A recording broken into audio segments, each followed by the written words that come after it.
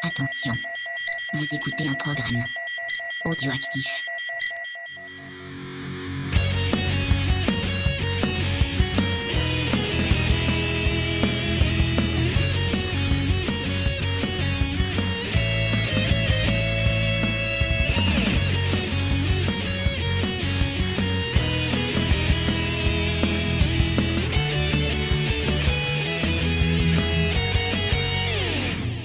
Bonjour à tous, chers auditeurs, bienvenue dans Geek en série pour la dernière émission de l'année. Et oui, je sais, c'est triste, mais bon, faut bien un petit peu qu'on parte en vacances, qu'on profite comme ça de Noël, de Star Wars, de plein de choses. Et oui, vous entendez, je parle déjà de Star Wars et vous vous dites, mais on n'entend pas James qui râle. Eh bien, c'est normal, Monsieur James a décidé de fuir, car c'est une émission spéciale Star Wars et qu'il ne voulait pas regarder la série dont nous allons discuter. Donc je l'ai remplacé par quelqu'un qui va comprendre ma passion et qui a envie de parler de Star Wars avec moi. Il s'agit de David. Bonjour David et bienvenue. Bonjour tout le monde. Et bonjour, pas James, du coup. Le lâcheur. C'est très très lâche de ta part, James. Voilà. Je voulais le dire devant tous les auditeurs. J'ai la fuite devant le combat. Le monde t'écoute. Vas-y. Ah, dénonce. C'est honteux, c'est honteux. Mais c'est très honteux. C'est trop honteux. Ah déjà que sur Mandalorian, il est dissipé. Là, il essaie même pas de s'intéresser à une magnifique série qui justement nous parle aussi un peu de cette culture mandalorienne. Seule chose positive, c'est qu'on sait de toute façon qui va devoir nous écouter pour pouvoir faire le montage de l'épisode. Donc, voilà. On va essayer de convaincre aussi James, donc ouais, c'est une bonne série. Mais oui, je suis bien d'accord. Comme ça, on verra, peut-être qu'à la fin, il s'enregistrera un message en disant « Vous m'avez convaincu ». On sait jamais, hein. Peut-être qu'il va pleurer, c'est comme les extraterrestres dans Mars Attacks avec le discours. Je sais pas si tu te rappelles de cette scène, quand il y a Nicholson qui dit... Mais moi, je pense quand même qu'il nous dira pas à la fin qu'il veut le regarder. Mais bon, non, ça se trouve, un jour, je vais le surprendre, il sera en train de regarder. Il va cacher son écran. Qu'est-ce que tu regardes et tout? Rien du tout. Non, c'est rien. Ah là là là. Bah, pour nos auditeurs qui t'auraient peut-être pas encore remis, tu avais été avec nous sur l'émission Stargate. Oui. Tu nous avais permis de redécouvrir cette série de science-fiction. Et tu avais participé avec nous au Ciné Blabla John Wick où nous avions parlé justement combat. Oui. Et voilà, c'était super. On avait tout décortiqué. C'était fantastique. Et en plus, on peut également te retrouver dans Star Wars en direct, donc le podcast Star Wars référence, j'ai envie de dire. C'est le plus ancien podcast Star Wars encore en activité. Je rappelle. Ouais. C'est vrai. Les équipes changent, mais le cœur y est toujours. Effectivement. C'est clair. D'ailleurs, on a déjà fait plusieurs émissions ensemble où on parlait d'une autre excellente série animée de l'univers Star Wars qui est The Clone Wars. Voilà, qu'on vous recommande aussi. On l'a pas traité parce que justement Star Wars en direct le traite plutôt bien. Ils ont aussi fait Rebels, donc c'était épisode par épisode. Mais bon, là je me suis dit avec Mandalorian puis le film qui sort, c'est bien d'en reparler de Rebels parce que moi je l'ai beaucoup aimé cette série. Je sais pas si c'est ton cas aussi. Oui. Plus que je n'aurais pensé l'aimer au départ. Eh ben écoute, on va en parler dans quelques secondes. Je finis juste avec quelques petites infos. Donc, comme je vous l'ai dit, nous allons donc prendre quelques vacances, mais quand même, on reviendra vous faire les petits récaps du Mandalorian. Donc là, à l'heure où nous enregistrons, où l'émission sortira plutôt, je pense qu'on aura sorti l'épisode 4 et peut-être 5. Donc voilà, ça avance bien. Après, on verra comment on s'organise pendant les vacances. Peut-être qu'on fera des lives, peut-être qu'on en enregistrera pas en live. Mais bon, voilà, on essaiera quand même de vous faire notre petit récap et les théories, les easter eggs, tout ce que vous aimez avec un James qui râle. Ça va être super. Et voilà, puis juste les rappels, si vous voulez venir discuter avec nous, donc les lives, je les fais le dimanche après-midi maintenant sur notre serveur Discord. Vous pouvez venir discuter avec nous, le micro est ouvert si vous voulez vous exprimer. Vous pouvez aussi nous envoyer vos commentaires, soit en les postant sur le Discord, soit par mail jamesfay@gmail.com. Sinon les réseaux sociaux, vous le savez, il y a tout en description. Voilà. Tu veux partager des petites infos toi de ton côté? Tu es excité de voir l'épisode 9? Ça va sans dire, quelque part. On a regardé Solo hier, ça faisait longtemps que je l'avais pas regardé, depuis le cinéma en fait. Et du coup j'en ai regardé la version VF, et pour le coup vraiment, c'est un film qui est plutôt sympathique, pas extraordinaire, mais par contre il perd pas mal en VF. Regardez-le en VO celui-là. Parce qu'on peut se plaindre du jeu des acteurs et compagnie, mais à ce moment-là il faut le regarder en VO pour voir à quel point le jeu d'acteur est bon ou pas bon, ça vous faites votre choix, mais en tout cas il faut le regarder si vous voulez le critiquer en VO. Mais c'est vrai que tu vois, par exemple, l'acteur qui joue justement le rôle de Solo, j'ai beaucoup plus apprécié sa prestation en VO que sur la VF qui était vraiment pas très bonne. C'est le Lando aussi d'ailleurs que j'ai préféré vraiment en VO. Je trouve qu'en VO il est extraordinaire, en VF il est juste passable, quoi. Mais il est excellent cet acteur, en plus j'aime beaucoup Donald Glover, vraiment très très grand artiste. Exactement. Alors, hop, on a Tigrou qui nous a rejoint pour parler de Star Wars et qui s'est remis en plein milieu de l'ordinateur. Ça veut dire qu'il est pressé qu'on parle de Star Wars Rebels. C'est vrai qu'il y a des chats dedans, des chats un peu spéciaux, mais il y a des chats dans cette série. On peut le dire. C'est une série féline. Durant ces temps obscurs, où l'Empire règne sur la galaxie, un groupe de héros veut changer le destin. Mais c'est qui ce gamin? En organisant la rébellion. Tenez-vous prêts. Maintenant!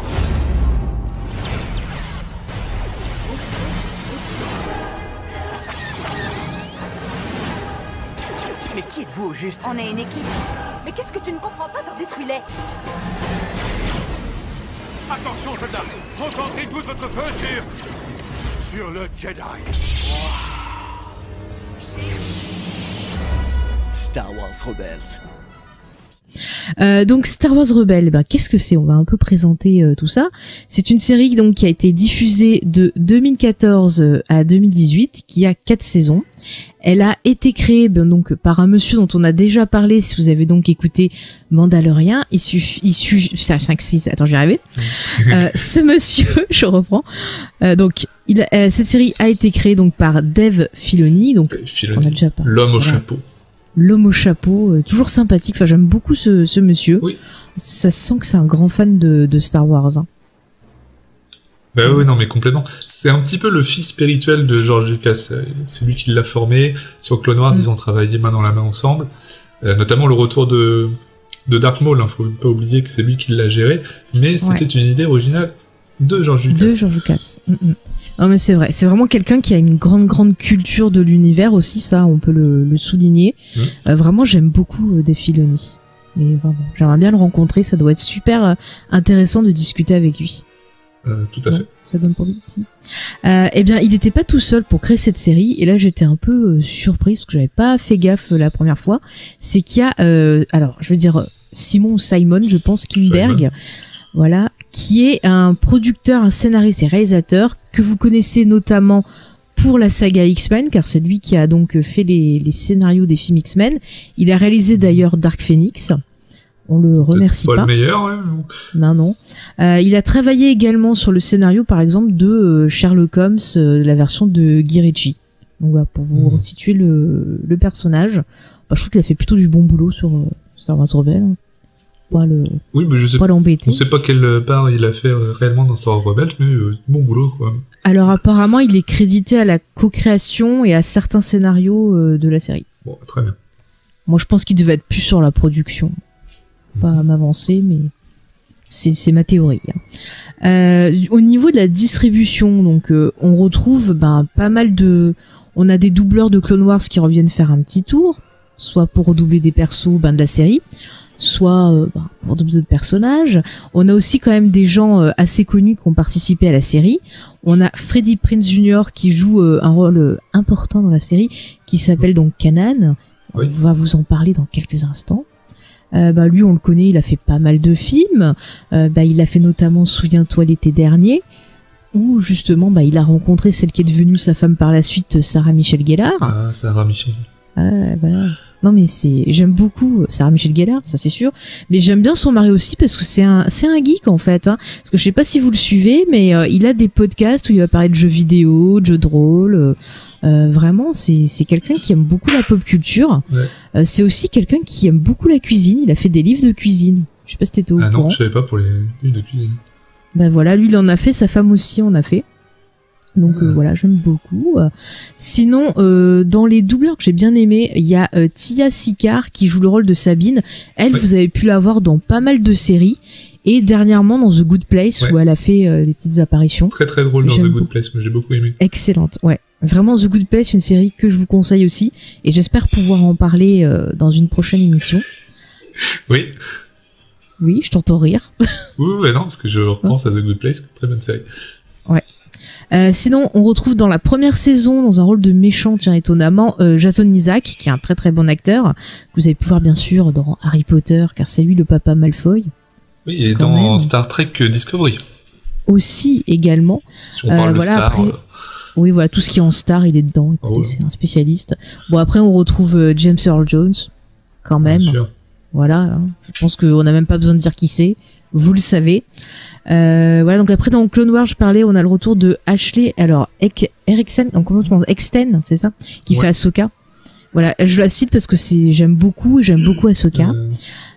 Sinon, on retrouve pas mal de personnages, d'acteurs de la saga Star Wars. On a Forest Whitaker qui vient faire un petit tour, Ian McDiarmid, on a même Frank Oz qui apparaît. Et un dernier point, ce que je trouve ça marrant, c'est dans le rôle d'un certain personnage dont on parlera dans la partie spoiler, on retrouve l'acteur Lars Mikkelsen, qui est en fait le frère de celui qui joue le père de Jyn Erso, Mads Mikkelsen, que vous connaissez de la série Hannibal. Donc je trouve ça marrant d'avoir comme ça des frères qui participent à Star Wars. C'est vrai que j'avais pas fait attention que c'était lui. Ouais, c'est lui. Mais ils ont un peu le même timbre de voix, je trouve. Ouais, puis il a joué même sa photo, je trouve qu'il aurait même pu avoir une bonne tête pour le jouer. Hein. Ouais. Bah lui, on avait pu le voir dans Sherlock Holmes à la fin de la saison... je crois à la fin de la saison 2, il faisait un méchant. Je sais pas si tu l'avais vu, la série Sherlock. Dans Sherlock Ouais. Ouais, il faisait un gars justement très intelligent qui avait aussi qui avait lui aussi un palais mental dans sa tête. C'était plutôt pas mal, je trouve d'ailleurs ce qu'il proposait. Mengusen. Voilà, on a un casting de qualité, je trouve, pour cette série, ça apporte beaucoup. Tout à fait. Du coup, au niveau du pitch et au niveau de sa place dans la saga Star Wars, ce qu'on peut dire, c'est que elle se situe 14 ans après la fin de l'épisode 3 et 5 ans avant l'épisode 4, si j'ai bien noté. Oui, c'est ce que j'ai également. Oui. Est-ce que tu veux nous faire un petit pitch vu qu'on n'a pas James ? Alors, le pitch. Alors, moi, j'ai Coy Riley, j'écris pas les pitchs. Hein, mais... tu sais, James non plus. Donc le pitch de Star Wars Rebels commence sur la planète Lothal. Une grosse partie de la série se passera sur cette planète, qui est surprenamment une planète relativement désertique. Sur cette planète, on retrouve Ezra Bridger, qui sera la personne, le héros principal qu'on va suivre d'épisode en épisode, qui va tomber par hasard en essayant de voler le même objet sur un petit groupe de rebelles, donc mené par Hera Syndulla, qui est une Twi'lek, jouée par Vanessa Marshall, excellente actrice également, on l'avait pas cité. Oui, excellente. De Kenan, qui on découvrira ensuite en fait, était un padawan Jedi, épargné par la purge, et de Sabine et de Chopper. De Chopper, bien sûr. Mais j'adore Chopper, ce robot magnifique. Je cherchais le nom du grand balèze que je ne retrouve plus. Ah oui, non, c'est pas... Non, Rex, c'est l'autre. Ça y est, je me rappelle plus son nom, c'est le gars qui ressemble à une bête. Ouais. Ça y est, j'ai oublié son nom. D'ailleurs, de sa race qu'on retrouve dans Fallen Order, pour ceux qui ont déjà joué. Ah, spoiler, je voulais pas savoir. Spoiler, on retrouve ça. Quelqu'un de sa race, vous pourrez le rendre compte très bientôt. Mais tu sais que cette race, ça s'inspire d'un concept de... Ah oui, Zeb. Et ça s'inspire d'un concept art de Ralph McQuarrie, qui avait été fait pour Chewbacca, me semble-t-il. Et c'est exactement ça. Et donc du coup, c'est rigolo que déjà, il l'avait intégré dans Rebels, où on retrouve énormément de croquis de McQuarrie réutilisés. beaucoup, voire presque trop, et qu'on retrouve du coup un autre personnage de cette race-là dans Fallen Order, c'est plutôt sympathique, comme ça maintenant au moins cette race est un petit peu plus installée dans le canon, parce que juste une apparition... Voilà. Ouais, c'était dommage. Je trouve qu'il y avait des choses intéressantes à faire autour. Je me rappelle, il y a un épisode qui est centré un peu justement sur cette race-là, qui était plutôt intéressant. Assez. On a cette relation avec un officier impérial qui permet d'établir un petit peu des liens et un passé un peu commun, mais c'est vrai que c'est pas aussi exploité qu'on aurait pu vouloir l'avoir. Ça aurait pu être peut-être intéressant. dans une prochaine série ou. Pourquoi pas, peut-être dans Mandalorian, on peut retrouver cette race aussi, ça pourrait être sympa. Alors pourquoi pas, parce que dans Rebels, on nous fait croire qu'elle est éteinte, sauf que on en retrouve plus loin dans certains épisodes. On en retrouve un petit groupe. On va essayer quand même pour l'instant de pas trop spoiler, voilà. quand même on veut faire découvrir la série. On spoil pas. Mais du coup, c'est quand même dommage qu'on n'ait pas retrouvé... Je sais plus ce que je voulais dire. Oui, tu disais que c'est dommage qu'on n'ait pas retrouvé plus cette race. Oui, voilà, c'est ça. Ouais. C'est sûr. Bon. Du coup, on va essayer un peu de donner notre avis général sur la série avant de rentrer un peu plus, justement, dans les intrigues, les thématiques. On va vraiment essayer de présenter ça aux gens qui ne l'auraient pas encore vu et qui se tâtent. Est-ce que je vais commencer ou pas? Parce que c'est vrai que j'ai eu des retours. D'ailleurs, je vous en remercie. Bah oui, il faut commencer. Mais j'ai vu des retours justement de personnes qui ont écouté les récaps du Mandalorian, qui justement se sont pas intéressés avant à l'univers étendu Star Wars, et qui du coup me demandaient si on pouvait voir cette série sans avoir vu le reste, est-ce qu'on pouvait la suivre facilement, est-ce que ça valait le coup. Donc je trouve ça chouette que Mandalorian, ça donne envie d'explorer un peu plus ce qui est fait autour de Star Wars, que ce soit les séries animées, les livres ou autres, quoi. Et chaque nouveau projet Star Wars est toujours conçu un petit peu sur cette manière de pouvoir être une nouvelle porte d'entrée dans l'univers pour les autres. Donc si maintenant le Mandalorian a marché pour eux, tant mieux. Mais Rebels a été aussi conçu comme ça, avec on chope une nouvelle génération qui n'ont pas forcément vu tous les films, donc on leur représente certains concepts, on ajoute quelques couches, et on suit des nouveaux personnages. Oui, mais c'est ça, la série, vraiment, on peut la voir comme une suite de Clone Wars, pour ceux qui ont suivi la série The Clone Wars, et on peut la voir même sans avoir vu cette série-là. Si on connaît la prélogie, par exemple, voilà, ça peut faire une suite à la prélogie, mais c'est vrai qu'on va toujours te resituer, te dire voilà, l'Empire il a fait ci, il a fait ça, la rébellion, paf, on va te la resituer, on va te montrer où ça en est. C'est vrai que c'est quand même une série qui va montrer un peu l'organisation de cette rébellion après l'épisode 3. Oui, c'est ça. On commence par une petite cellule rebelle pendant les premières saisons, et on en arrivera, alors, on va pas spoiler, mais à quelque chose d'un peu plus gros. Oui. Non, mais c'est vrai. C'est vrai qu'on va commencer avec une échelle locale, et on va s'étendre au fur et à mesure.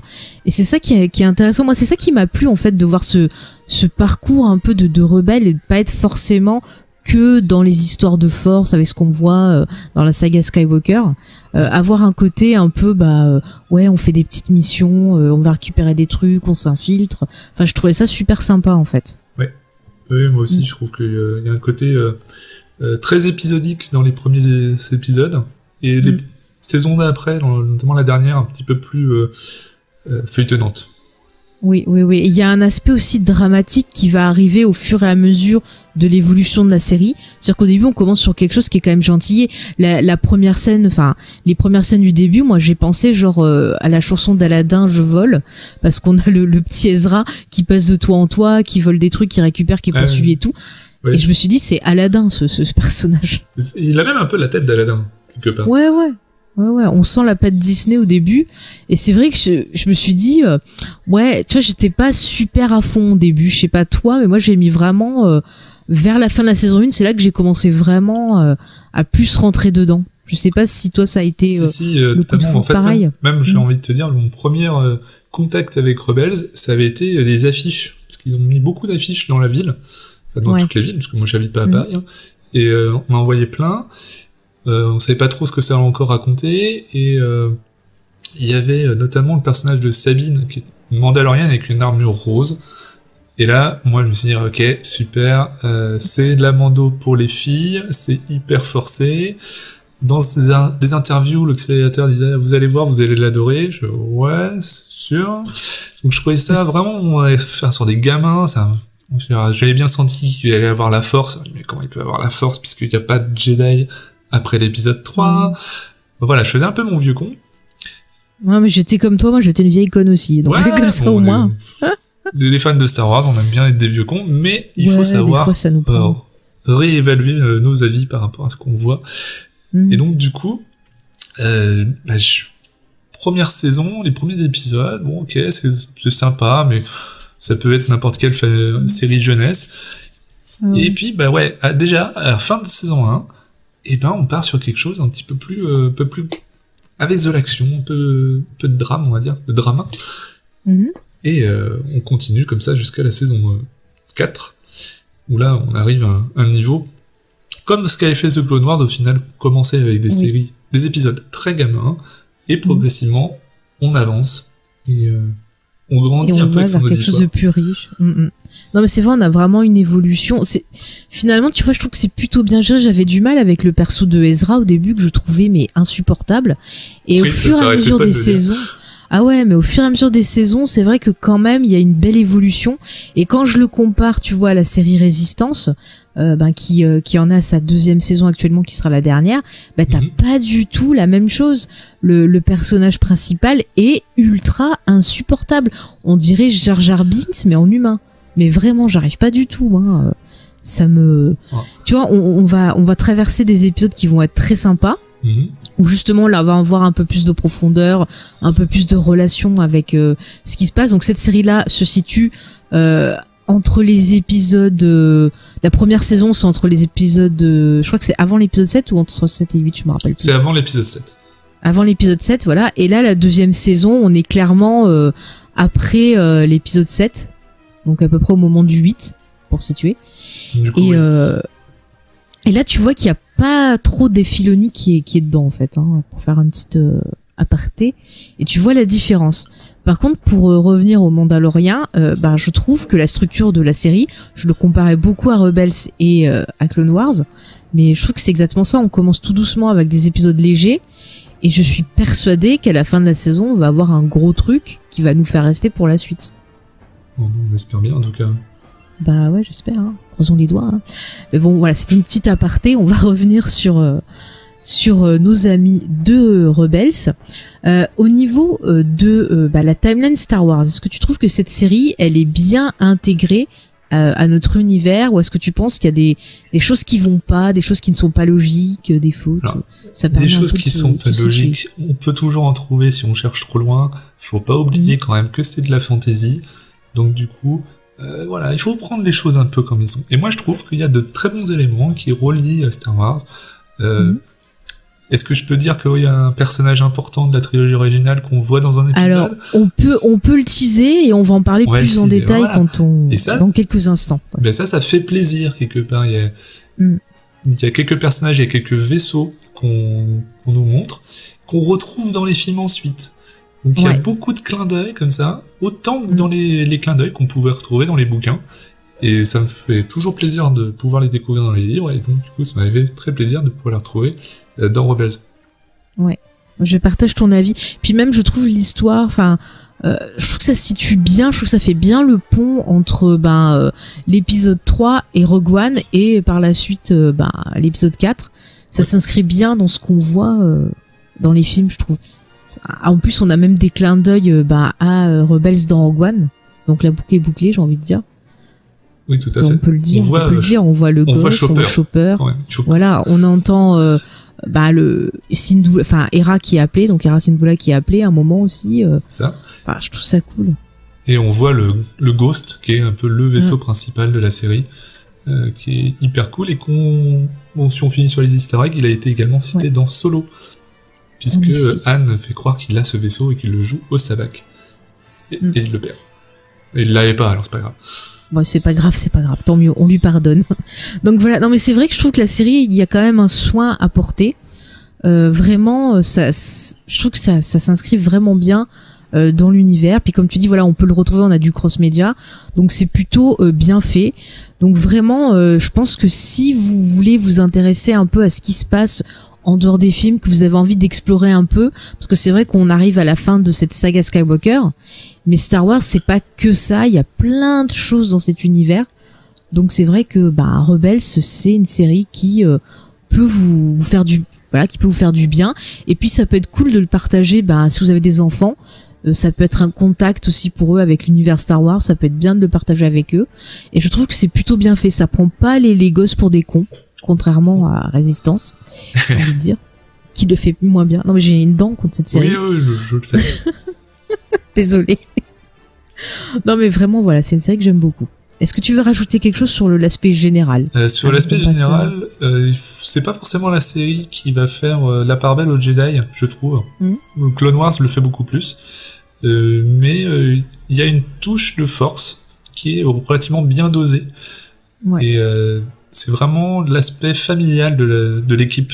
Toutes les relations qui nouent les uns entre les autres, alors qu'ils ne sont pas une famille de sang, mais qui deviennent une famille de cœur, qui fait tout l'intérêt de la série. Si vous accrochez à un ou deux des personnages, du coup, vous accrocherez à tout le reste de la série. Ouais. Du coup, tu as très bien dit. Je te propose qu'on passe plus en détail et justement, on va rester sur la notion de famille. Et donc, on va pouvoir parler un peu plus en détail de l'histoire et voilà, je veux dire spoiler. On va s'éclater. Ça y est, on spoil. Donc, ouais, écoute, on se fait plaisir. Hein. Bon, donc, si vous l'avez pas vu, qu'est-ce que tu dis? Non, je parlais de Leia. Je finis mon spoil de tout à l'heure. Ah, d'accord. On en reparlera en temps voulu. Mais... Oui. Donc si vous n'avez pas écouté, vous faites pause, vous regardez les 4 saisons, vous revenez. Si vous vous en foutez d'être spoilé, écoutez, restez avec nous. Et si vous l'avez déjà vu, que vous voulez en profiter, eh bien, vous êtes les bienvenus. Donc, on parlait de la notion de famille, et je suis d'accord avec toi, c'est vraiment quelque chose qui est au centre de la série. Comme tu disais, c'est pas une famille de sang, mais c'est une famille qui se choisit en fait. Ça. Et c'est une thématique qu'on retrouve dans pas mal d'œuvres de science-fiction au final. Ouais, dans Fast and Furious aussi, mais bon. Oui, dans Buffy également. Tiens, allez hop, puisque Sarah Michelle Gellar joue dans la série. Allez hop, elle fait une méchante en plus, très bien d'ailleurs. Et puis la 7e sœur. Il fallait Prince, il était pas venu dans un épisode. Non, pas de Buffy, mais il a fait Scooby-Doo aussi avec elle. Ouais. Par contre, il était très bien dans un épisode de Psych, parce que je suis en train de revoir la série pour une future émission, et j'adore. Il était très drôle aussi dans Friends. Je te rappelle, il faisait de la nounou. Ouais. Pour le gosse de Rachel et Ross, voilà, bref. Donc cette notion de famille, on en parlait, c'est dans pas mal d'œuvres de fiction. Tu vois, notamment, je bosse sur Farscape, tu le retrouves. Les Gardiens de la Galaxie. Enfin, c'est vraiment dès qu'on a une équipe, quelque chose, il y a toujours cette notion qui arrive. Et c'est vrai qu'on a des personnages qui ont des profils différents. Si tu veux les présenter plus en détail, maintenant, on peut faire ça. Oui. Un peu leur histoire. Par qui on commence? Celui que tu préfères. Celui que je préfère. Du coup, je reviens. Et au final, c'est Sabine que je préfère. J'aime beaucoup Sabine aussi. Et voilà, parce qu'on nous avait dit, oui, vous allez voir. Mais moi, je dirais, avec l'armure rose, ça m'avait bien refroidi, comme je l'ai déjà dit. Mais en fait, je trouve qu'elle est très intéressante. Elle a ce côté artiste qui est assez rigolo à suivre. Elle veut tout le temps repeindre plein de trucs, donc ça mène. C'est ça, elle se change la couleur de cheveux, elle repeint son armure. Enfin, ça change pour les Mandaloriennes, donc tu t'attends pas à ça en fait. Et c'est un esprit très libre, très créateur. Et du coup, justement, c'est bien parce que ça fait vraiment un personnage atypique dans sa propre caste. Donc normalement, les Mandaloriens, c'est pas ça qu'ils font. Donc du coup, là, le fait qu'elle fasse ça l'exclut quelque part. Mais ensuite, elle retrouvera sa place en tant que Mandalorienne. Elle va ramener le sabre noir. C'est mon épisode préféré, d'ailleurs, c'est celui-là. C'est celui sur le sabre noir. Ah, mais tout l'arc autour du sabre noir est vraiment très très intéressant. D'ailleurs, on nous avait posé la question dans le récap de Mandalorian, justement, s'il y avait des Mandaloriens qui avaient un sabre. Voilà, vous avez la réponse, le sabre noir. Voilà, il y en a un. Ouais, il y en a un, il est beau, il est magnifique. C'est vrai que mais tu vois, en plus... pardon, je sais pas si on le verra un jour dans Mandalorian, ce serait plutôt sympa. Ça serait cool, j'aimerais trop. Mais je veux que Sabine, elle apparaisse dans Mandalorian. Ouais, ça par contre. Ouais. J'aime trop. Mais tu vois, ce qui est intéressant, c'est que quand elle est dans le groupe du Ghost, chacun, ils ont pas besoin de faire leurs preuves pour faire partie du groupe.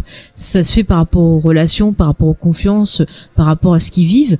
Mais quand tu la vois qui retourne dans sa famille de sang, parce qu'elle retrouve sa mère, son frère et tout, faut qu'elle prouve tu vois qu'elle peut faire partie de cette famille, il faut qu'elle et tu vois la différence en fait entre les deux, et je trouve ça super intéressant ce miroir.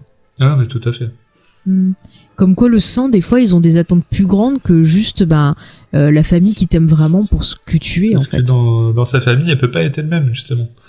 Elle est cloisonnée dans son rôle de guerrière, de tout, alors que dans l'équipe du Ghost, elle peut être beaucoup plus artistique, tout ce qu'on a dit avant. Ouais. Mais c'est ça, chaque personnage est accepté pour ce qu'il est, et ça je trouve que c'est plutôt quelque chose d'assez positif qu'on n'avait pas forcément bon, peut-être pas dans Star Wars, mais genre vu que c'est une série Disney quand même, parce que Disney ça passe sur Disney XP, oui. C'est vrai que d'avoir ça, un peu cette notion là de c'est cool d'être toi-même, il y a pas de mal, je trouve que ça change. Et quand tu prends les vieux dessins animés, les vieilles séries animées de Disney ou des choses comme ça, t'avais pas forcément ça, surtout les persos féminins. Et je trouve que quand même depuis quelques années, que ce soit dans les films Disney ou dans certaines séries, t'as quand même une évolution qui se fait, et je trouve ça cool. Non, faut le souligner. Bon, il y a pas mal de persos forts d'ailleurs dans cette série. Tu prends Sabine, Hera justement, qui est la chef d'équipe. Exactement. Ça aussi, c'est un perso que j'aime beaucoup. Donc elle, c'est une Twi'lek, si je prononce bien. Ouais. Alors personne sait bien prononcer Twi'lek. Ouais, là, donc Twi'lek. Tout est accepté. J'ai vu Toilette aussi, mais bon. Ouais, non. Je pense qu'il manque des lettres là. Mais elle, du coup, on sait, d'après des romans et autres, que son père était un général, il me semble, et qu'il a participé lui aussi à la rébellion. Oui, c'est ça. Il a participé à la libération de Rylot, qui est la planète des Twi'lek. Il a fait partie de il a été, le dirigeant du front libérateur de Rylot. Et c'est vrai que au départ, elle a plutôt tendance à faire des activités un peu à la Han Solo, un peu contrebandier, un peu rebelle, et pas vraiment s'inscrire dans, je vais pas dire l'héritage, mais on va dire dans la façon de faire, de penser de son père. Non, et au fur et à mesure, quand même, elle va s'y retrouver plongée dedans, mais plus en fait par souci de justice que par souci de faire comme son père, je pense. Ça, au début, elle est plus le pilote, et puis plus en plus, elle devient le général, même au sein de son groupe. Ouais. Mais moi, je la comparais plus à un perso de la mère du groupe. Elle a quelque chose de très maternel, de très protecteur sur son groupe, je trouve. Mais par contre, oui, c'est tout à fait. Ouais. Si elle, c'est la mère, je pense que le père, on peut dire, c'est Kanan, donc Kenan, comme tu veux. Moi, je dis Kanan. Ouais, Kanan, je préfère aussi. Avec Kanan, tu vois, c'est mon deuxième perso préféré après Sabine. Ouais. Parce que vraiment, j'ai adoré son histoire. C'est-à-dire que au début, moi, tu sais pas trop, il est dans l'équipe et tout. Et puis, t'en as parlé avant. C'est quelqu'un qui a survécu au fameux Ordre 66, donc qui était le plan de notre ami Palpatine, qui était en gros de faire une purge. Un plan bien huilé. Ah oui, ça c'est sûr, un plan sans accroc, on peut le dire. Sans accroc d'ailleurs. Et donc ce plan, c'était de tuer tous les Jedi. Et donc lui, à l'époque, comme tu l'as expliqué, il était Padawan et il s'en est sorti. On a d'ailleurs son histoire dans un excellent comics. Il me semble que tu l'as lu aussi. Oui, je l'ai lu. En 2 parties. Kanan, tout simplement. Voilà, on vous conseille ce comics pour en savoir plus. Oui. Et lui, c'est vraiment, il a un parcours intéressant parce qu'il a un côté rejet un peu de son passé. Et au fur et à mesure de la série, on va voir qu'il va devoir de nouveau s'y confronter et finalement être dans l'acceptation après. Oui, tout à fait. Si tu l'as ressenti. Non, mais c'est ça, puis ça nous permet de faire le lien avec la dimension des utilisateurs de la Force, que sinon elle aurait été relativement absente de la série, jusqu'à ce que Ezra ensuite on en parle. Oui, tu peux en parler, vas-y. Non, mais là on est sur Kanan et le fait d'avoir la vie d'un Jedi après la purge, qui se cache, qui n'accepte plus son rôle dans la galaxie, tous les questionnements qu'il a, ça fait quelque chose de très intéressant, jusqu'à ce qu'il rencontre justement un élève. Voilà. Ah, l'élève. Non, l'élève, parce qu'en fait c'est l'élève qui le révèle. Qui le révèle, voilà, qui révèle son côté maître, parce que sinon il aurait été resté Padawan ou juste contrebandier, on sait pas trop ce qu'il est à ce moment-là, Kanan. Mais je pense qu'il était un peu en colère au début aussi de tout ce qui s'est passé, parce que il a pas compris. Il était dans, tu vois, le Lord Jedi, les préceptes Jedi, la philosophie Jedi, et puis de voir qu'on les trahit comme ça, que son maître se sacrifie, enfin que s'est passé plein de choses. On sent que quand même quelque part il y a une certaine colère envers cette force qui finalement peut-être l'a trahi Oui, parce que tu penses être fort quand même quand tu es un utilisateur de la force, et voir que finalement avoir ce pouvoir ça servait à rien, il y a de quoi quand même être pas super content, hein, on peut le reconnaître. Ouais, envers la direction de l'ordre, envers tout. Et c'est peut-être ça que tu voulais dire tout à l'heure, jusqu'à ce qu'il rencontre au final des anciens clone troopers, notamment Rex. Et là on a une relation qui est vachement intéressante d'amour-haine, parce que avant il a été assez proche de ses clones et qui l'ont trahi. Donc, oui, il a pas confiance, tu sais pas si ils peuvent te re-attaquer encore. Enfin, on comprend sa réaction quand même. Donc mais c'est un personnage. Attends, Tigrou, tu te tais, tu viens là. Tu couperas ça au montage. Oui, tu couperas ça au montage, James. C'est Tigrou qui fait des bêtises. Donc c'est bon. Donc je disais oui, donc il a une amour-haine comme tu dis là avec les troopers, ce qui est tout à fait normal.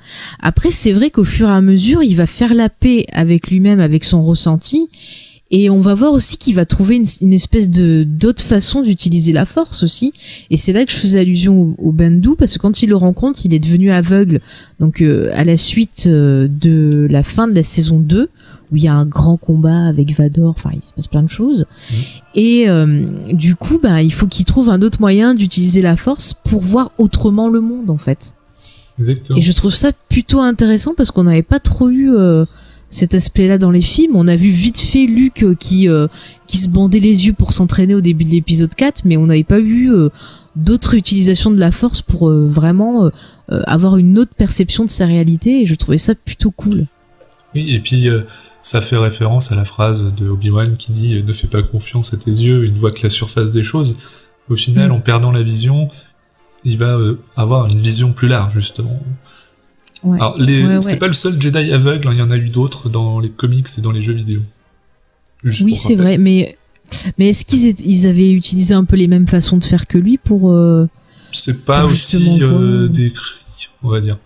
Mais le principe du guerrier aveugle, c'est un truc qu'on retrouve dans plusieurs films d'arts martiaux. C'est ça, des films de samouraï, genre Zaitoshi. Ouais, dans Rogue One. Mais je veux dire Zaitoshi, par exemple, qui a eu plusieurs films sur lui, je sais pas si tu connais. Oui. Il y avait eu un film fait par... ça y est, je trouve plus son nom.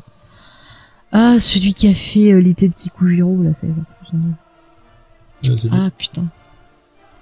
Ça y est, je retrouve plus son nom. Il est réalisateur, acteur et tout ça. Il avait fait le jeu vidéo Impossible à finir.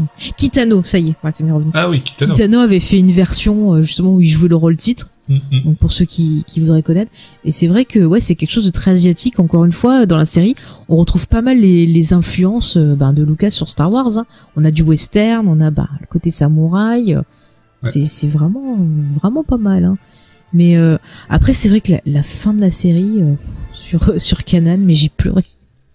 Mais oui, c'est la force de cette série, de créer des liens émotionnels avec les personnages, qu'on en vient à être vraiment triste quand ils partent, alors que c'est de la fiction. En plus, quand tu le vois, il a un destin, il se sacrifie pour la famille, on peut le dire, parce que dans la partie spoiler, oui. Mais tu sens qu'il est en paix avec lui-même, qu'il a trouvé sa voie, et qu'il s'est élevé au-dessus même de sa condition humaine, on va dire. Enfin, je trouve ça super beau, cette fin, c'est une des plus belles fins de personnages. Oui, je trouve aussi. Qui est plus émouvante que celle de Ezra à la fin. Oui, mais franchement, on y reviendra, un peu plus en détail. On peut y revenir, hein. On peut passer à Ezra et puis on reviendra dessus. Mais c'est vrai que Ezra, ça m'a pas fait pareil. Alors, on peut en parler. Donc, Ezra, au départ, c'était, on l'a dit, Aladdin. Ouais. Et on va pénétrer dans le groupe du Ghost via le personnage d'Ezra. Et vraiment, c'était un petit con les premières saisons, on peut le dire. Oui. Son personnage a été écrit pour être un rôle de petit con. Ah oui. Donc c'est un orphelin qui a pas de famille, mais qui au fur et à mesure, va trouver une famille dans l'équipage du Ghost. Mais c'est vrai qu'au début, il est impulsif, il est égoïste un peu. Enfin, c'est pas un personnage super attachant. Hein. Oui, non. Et puis bon. Vas-y. Ouais. Non, mais je veux dire, puis quand même, il va s'ouvrir à la force. Et ça va y faire du bien. Voilà. On peut le reconnaître. Et il va donc découvrir cette figure paternelle, maternelle, enfin tout cet aspect familial qui va permettre en fait de faire le deuil de sa propre famille et arrêter d'être un petit con. En même temps, ça correspond aussi à son âge, il n'y a pas de... Ah bah c'est un ado, ouais. En fait il a 14 ans au début de la série, Oui. donc logiquement il a le même âge que Luke et Leia à peu près. Léa et Luke, ils ont pas 14 ans. Ah, tu veux Ils dire ont en, 15 ans. en global? En global, Oui, ouais. ils ont un âge assez similaire, oui. Oui, ils ont un âge assez similaire. Parce que j'ai vu quelqu'un qui avait calculé et qui disait que normalement, dans l'épisode 7, Ezra, Luke et Leia, ils devraient avoir à peu près 53-54 ans. Ouais, je pense que ça Ça correspond. doit être ça. Ouais, ouais. Donc, peut-être qu'Ezra pourrait y revenir, on sait pas. Hein. Ça dépend ce qu'on pense de la fin. Mais on va venir dans quelques secondes. Ah, Et donc, En tout cas, Ezra... moi, je oui, sais pas vas-y. si... Voilà. C'est bon? Ouais, vas-y, Non, vas-y. non, mais il y a Oui. eu un problème dans mon casque. Ah, d'accord. Donc, on reprend. Je sais pas s'il va revenir dans l'épisode 9, mais en tout cas, je suis quasiment sûr que si on a encore des bouquins qui vont sortir après l'épisode 9, et ben là, j'espère qu'on aura la conclusion et qu'on reverra Ezra, et donc potentiellement réagir avec Luke. Oh, ça serait trop bien. Et qu'il rencontre, tu vois, qu'il rencontre Luke, Ezra, Ahsoka. Ah, c'est bon. Ah, c'est bon. Enfin bon, on va parler de son histoire à ce petit Ezra. Donc, on a dit qu'il s'ouvrait à la Force. Donc, il y a Kanan qui va l'entraîner. Et à un moment, il va faire une autre rencontre. Il va rencontrer notre ami Darth Maul. Oui. Et oui, le fameux, le trou, le survivant, qu'on aime beaucoup. Et en fait, avec lui, il va expérimenter le fameux côté obscur. Exactement. Faut le dire.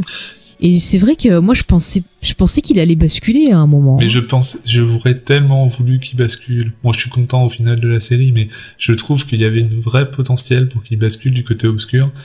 Au moins un petit peu plus dans un bout.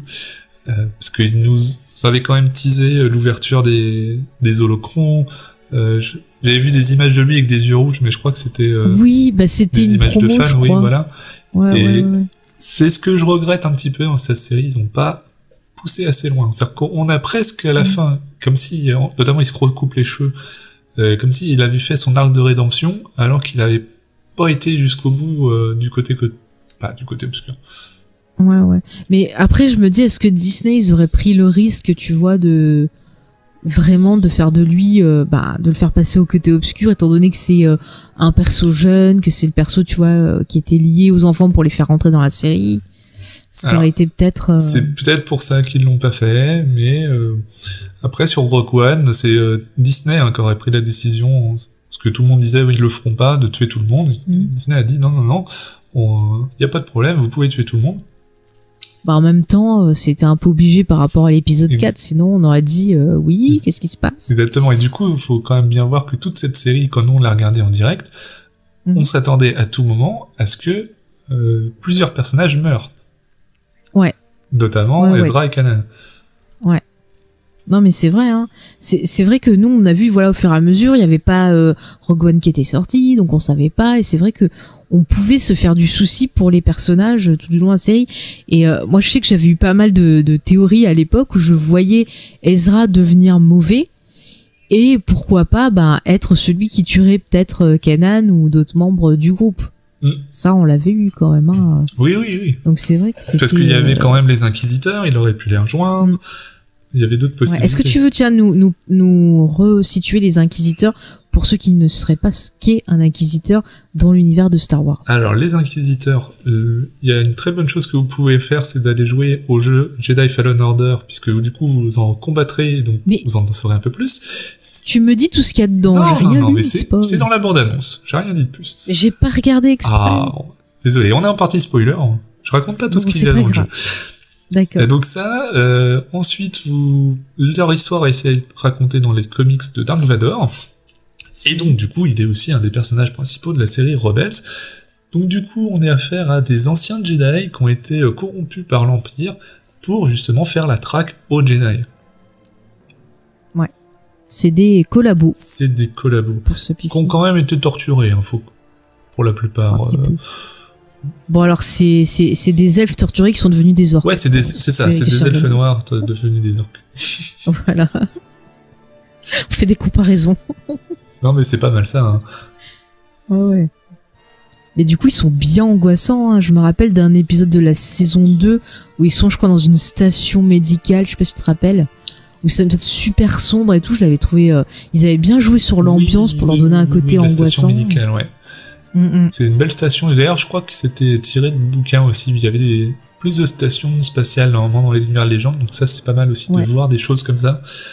Et non, ils sont ce petit côté Terminator, implacable. Ouais, ils n'arrêtent pas, ils ne dorment pas. Voilà. Et puis, de toute façon, il y a Sarah Michelle Gellar dedans, là. Voilà. Ouais, c'est ça. C'est une tueuse qui vous poursuit. Vous êtes foutus.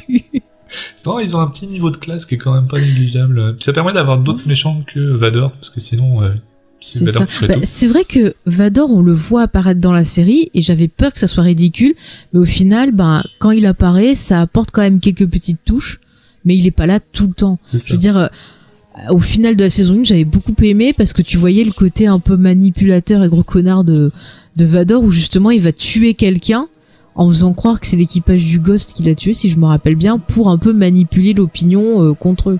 Et ça, je trouve ça plutôt cool. Puis Vador, le problème, c'est que c'est le méchant ultime. On sait pertinemment qu'il survit puisqu'il est dans les films après.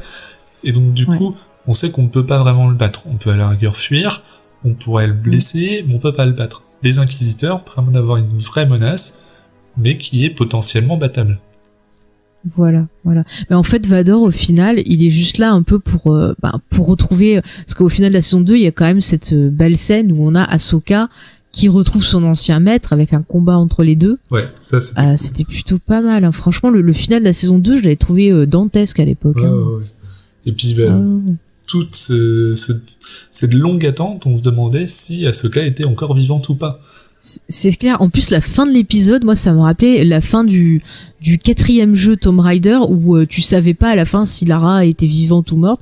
Et le plan était un peu pareil, où vraiment il y avait un éboulement, on sortait du truc, et on savait pas ce qui s'était passé. Et pendant du coup, j'avais trouvé ça plutôt cool. Ils avaient fait croire qu'il l'avait vraiment tué d'ailleurs, je crois. Ils l'ont fait revenir par pression de faire de jeu. Il y avait pas justement, je sais plus à quelle célébration c'était que Dave Filoni il avait porté un truc à Ahsoka Lives. Exactement, en fait, il portait un t-shirt Ahsoka Lives, point d'interrogation. Ils ont passé le trailer de la saison suivante.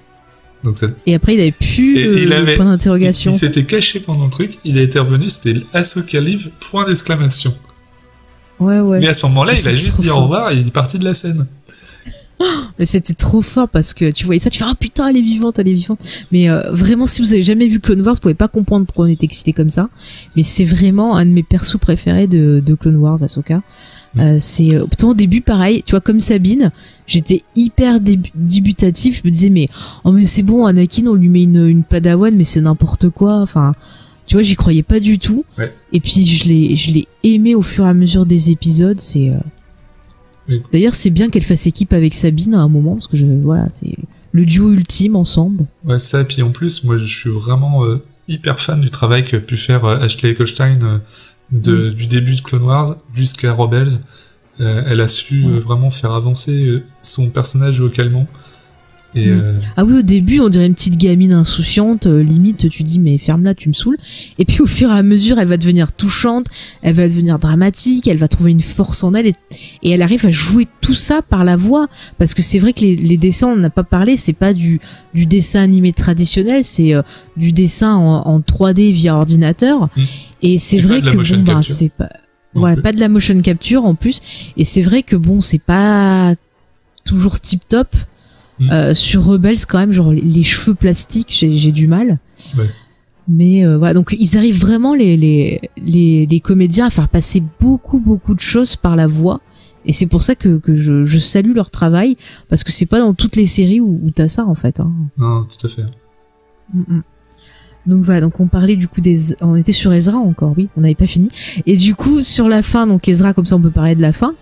C'est-à-dire que donc Ezra devient de plus en plus puissant par la force. Il y a ce moment où il y a cette culpabilité parce que c'est à cause de lui que Kanan devient aveugle. Quelque part, oui. Donc ça, c'est plutôt un arc intéressant parce que c'est ça un peu qui va lui faire rentrer sur on va dire le droit chemin quelque part.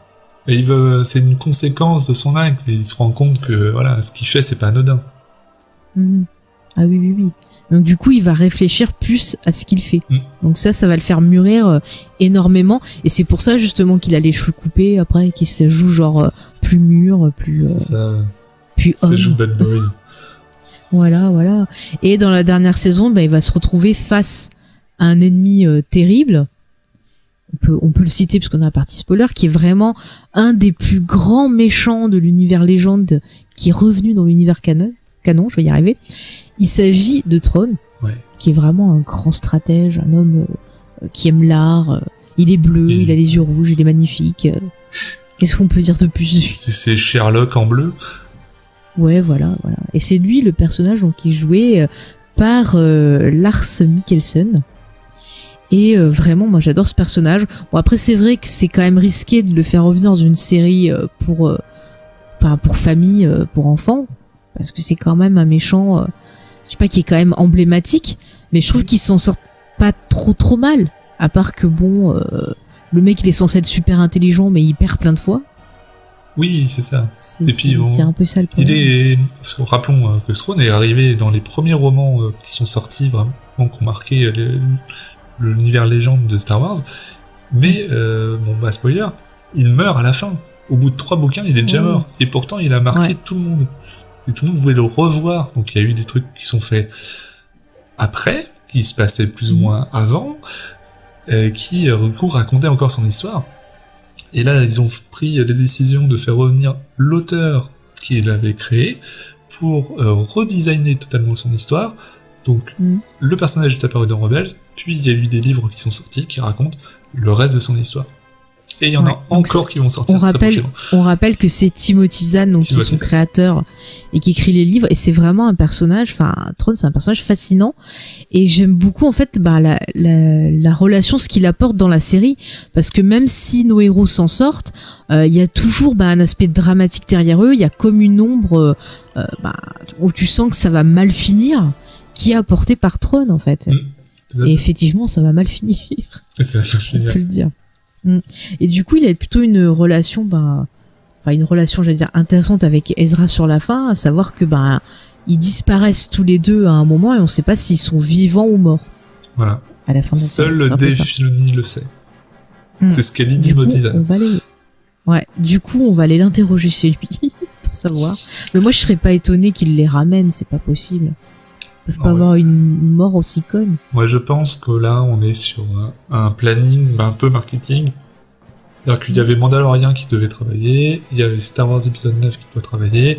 Une fois que toutes ces 2 séries vont être terminées, là, je pense qu'ils sont déjà en train de préparer ce qui se passe derrière. Faut pas croire que nous, on n'a pas toutes les infos. Ils sont très forts pour en cacher. Je pense qu'ils doivent bosser sur des séries animées, prévoir les prochains films, les prochains romans comics. Voilà. Exactement. Et donc, du coup, là, Timothy Zahn est en train, puisqu'on a eu la couverture récemment du nouveau bouquin sur Thrawn, qui va raconter encore plus sa jeunesse.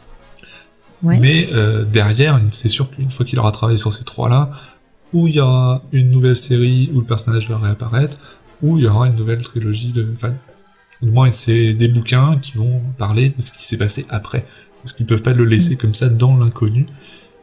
Non, surtout qu'en plus on a une prophétie sur lui qui est faite dans la série, dans la saison 3, qui rappelle un peu ce qui avait été fait dans le Légende, si je me trompe pas, où justement dans la saison 3 on a le fameux personnage du Bendu, qui est un espèce d'être étrange, qui est lié à la force, et qui est à la fois bon et à la fois mauvais, à la fois lumineux, à la fois sombre.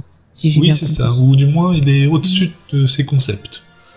Ouais, voilà. Et en fait, dans la saison 3, on a Thrawn qui le tue, c'est pas vraiment si on peut tuer un Bendu, mais en tout cas avant de disparaître, le Bendu lui fait une prophétie qui se fera, en gros, il se fera tuer par quelqu'un en qui il a confiance, ou je sais plus, ou un de ses collaborateurs, je sais plus exactement ce qu'il lui dit dans la prophétie. Il y a un truc comme ça, mais en même temps ça peut faire référence, tué par un collaborateur, à ce qui était arrivé dans Legend. Oui, et justement après ils ont intégré la race là justement qui cause sa perte dans le Légende, qui était doublé par Warwick, si je me trompe pas. Par Warwick Davis, oui. Acteur très connu au doublage. C'est... je recherche le nom de la race. Purée, ça, j'ai perdu leur nom. La race de l'Grand Amiral Thrawn, c'est les Chiss, bien sûr. Non, l'autre, la race de... Tant qu'à faire, on le recite. Oui, vas-y. Voilà, c'est les Chiss, ils sont bleus, ils ont les yeux rouges, ils sont magnifiques. C'est pas les Schtroumpfs, ne confondez pas. Absolument pas les Schtroumpfs. Voilà. Et c'est les Nogris, l'autre. Voilà, ça m'a permis de réfléchir, j'ai retrouvé. Donc voilà, les Nogris. Et justement, on a un représentant de cette race qui apparaît dans la saison 4, qui est un espèce de chasseur de primes, qui bosse avec Tron et qui Un chasseur, en tout s'occupe cas, des c'est sûr. ouais, un chasseur De qui prime, je sais s'occupe pas. de retrouver. Bon, je sais pas, ils sont tous chasseurs de primes. On va pas s'embêter. Dès qu'il chasse, c'est forcément pour le pognon. En tout cas, il va partir en chasse des amis du Ghost pour Tron, et c'est pour ça que Tron, justement, pour moi, c'est l'ombre de la mort qui est en permanence derrière nos personnages pendant les 2 dernières saisons. Et même s'ils s'en sortent à chaque fois, pour moi, ils s'en sortent jamais vraiment, en fait, à chaque fois. Oui, à chaque fois, ils sont obligés de perdre un petit peu. Parce que c'est c'est plus une fuite qu'une grande victoire, généralement. Et puis, à chaque fois, ils récupèrent un petit peu d'informations qui leur permettent qu'à la fin, ils vont se faire piéger. On le sait, c'est implacable. Bah oui. C'est comme ça, c'est le dessin. Toi, c'est triste parce qu'en fait, t'as vraiment une notion, t'as l'impression que c'est toujours désespéré ce qu'ils vont faire dans cette série, parce que nous, on sait ce qui va arriver, et on se dit, ah putain, quand même. Enfin, tu vois, c'est triste. C'est pour ça que je dis qu'il y a beaucoup de drame qui apparaît au fur et à mesure de la série, en fait. Que ce soit par les personnages qui sont sur le poids de leur passé et qui l'affrontent, que ce soit à cause d'événements, que ce soit à cause du futur. Enfin, t'as l'impression qu'ils contrôlent rien au final. Oui. Et c'est du coup, enfin, je sais pas comment expliquer, c'est-à-dire qu'au début, en fait, dès qu'ils prennent un engagement par rapport à leurs valeurs en disant bah non, ça suffit, on peut pas laisser l'Empire faire ça, finalement on va se joindre à la rébellion, dès qu'ils prennent cette décision là, on a l'impression qu'ils sont foutus, en fait. Ouais. C'est triste, finalement. C'est-à-dire que tu te dis que te rebeller, finalement, ça implique quelque chose de dur, qu'il faut vraiment que tu comprennes ce que tu fais. Parce que l'Empire paraît extrêmement puissant, mais au final, si tu regardes, justement, c'est même les Ewoks qui permettent de gagner à la fin. Créatures faibles et pathétiques, quelque part. Ils avaient pas pensé aux cailloux, quand ils ont construit leur arme. Et voilà, c'est un défaut très dangereux, de conception. Oui. Mais si ça se trouve, tu sais, c'est peut-être le père de Jyn Erso, tu vois. Il a dit, bon, j'ai mis un truc dans l'étoile de la mort, je vais faire des plans pour d'autres armes, ils vont pas savoir, je vais pas compter les cailloux, tu vois. Donc c'est peut-être à cause de lui, hein. Faut lui rendre hommage. Vraiment. Merci. Mais en même temps, excuse-moi, mais Palpatine, il contrôlait pas les plans. C'est quoi cet empereur qui contrôle rien? Franchement. Il était très occupé, attends. Quand t'as un empire à diriger, tu peux pas vérifier tous les bouches d'extinction sur des armes, genre. Oui, mais bon, il était quand même un peu dépressif parce que le gars, il avait quand même fait un plan pour le cas où il perdait, hein. On peut le dire, hein, vu qu'il va revenir dans l'épisode 9, voilà. Hein. Oui, l'opération Cinder qui consiste à si moi je crève, vous crevez tous. Voilà, c'est comme ça. Comme dans l'Égypte ancienne, le pharaon il meurt, et tout le monde meurt, c'est comme ça. C'est vrai qu'il y a un côté comme ça. Ouais, non mais c'est vrai, hein. Putain. Bon, en plus, regarde, si tu regardes les temples et qu'on voit dans Rebels et tout, des fois il y a un côté pyramide aussi, hein. Oui, tout à fait. Ouais. Il y a un côté Stargate un petit peu. Oui, entre le vaisseau et la pyramide. Eh bien, en fait, Ra, c'est Palpatine. On peut vous l'avouer aujourd'hui dans cet épisode en exclusivité mondiale. Il s'est recyclé. C'est ça. Il a les yeux rouges plutôt que brillants, mais c'est pareil. Oui, bon, ça a changé. Écoutez, il peut faire varier un peu la couleur de ses yeux. Quand il a envie, il les met violets s'il veut. C'est très très bien son système. Ça a été pensé dans les moindres détails. Vraiment. Qu'est-ce que j'ai à dire? Au niveau de la série, on a parlé de tous les persos. Zeb, on avait parlé. On a pas parlé de Zeb. Si. Oui. Ouais, Zeb, on n'a pas trop parlé. Donc lui, c'est le guerrier de base, quoi. C'est une créature qui se bat, qui fait des trucs. Ouais, c'est vrai que un gros billet. On apprend un petit peu des choses sur lui, mais c'est pas non plus le perso, je trouve, qui va être le plus développé. Non, il a été un peu mis de côté. C'est-à-dire qu'en fait, c'est plutôt les premières saisons, on va en parler, avec sa relation avec sa race qui avait disparu, tout. Mais ensuite, il devient un petit peu le rôle de Chewbacca, mais alors qu'il lui il parle, avec une belle voix d'ailleurs. Mais voilà, il est là, c'est un peu le sidekick, c'est un peu le grand frère. Un petit peu comme dans Firefly, celui qui tient les gros guns aussi.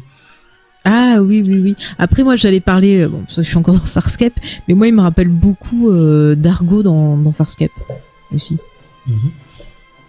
Et voilà, donc après une fois qu'on a un petit peu fait le tour de son histoire à lui, il a été un petit peu effacé. D'ailleurs on sait pas trop ce qui lui est arrivé. Autant on Non, sait c'est que vrai, Hera enfin. survit pour être haut pilote du Ghost, enfin du moins on pense que c'est elle qui pilote pendant la bataille de Scarif, de Rogue One, alors que Zeb on sait Ouais, pas. elle a un enfant aussi avec Voilà. Adam. On sait pas quand est-ce qu'ils ont fait leurs petites affaires, mais ils l'ont fait.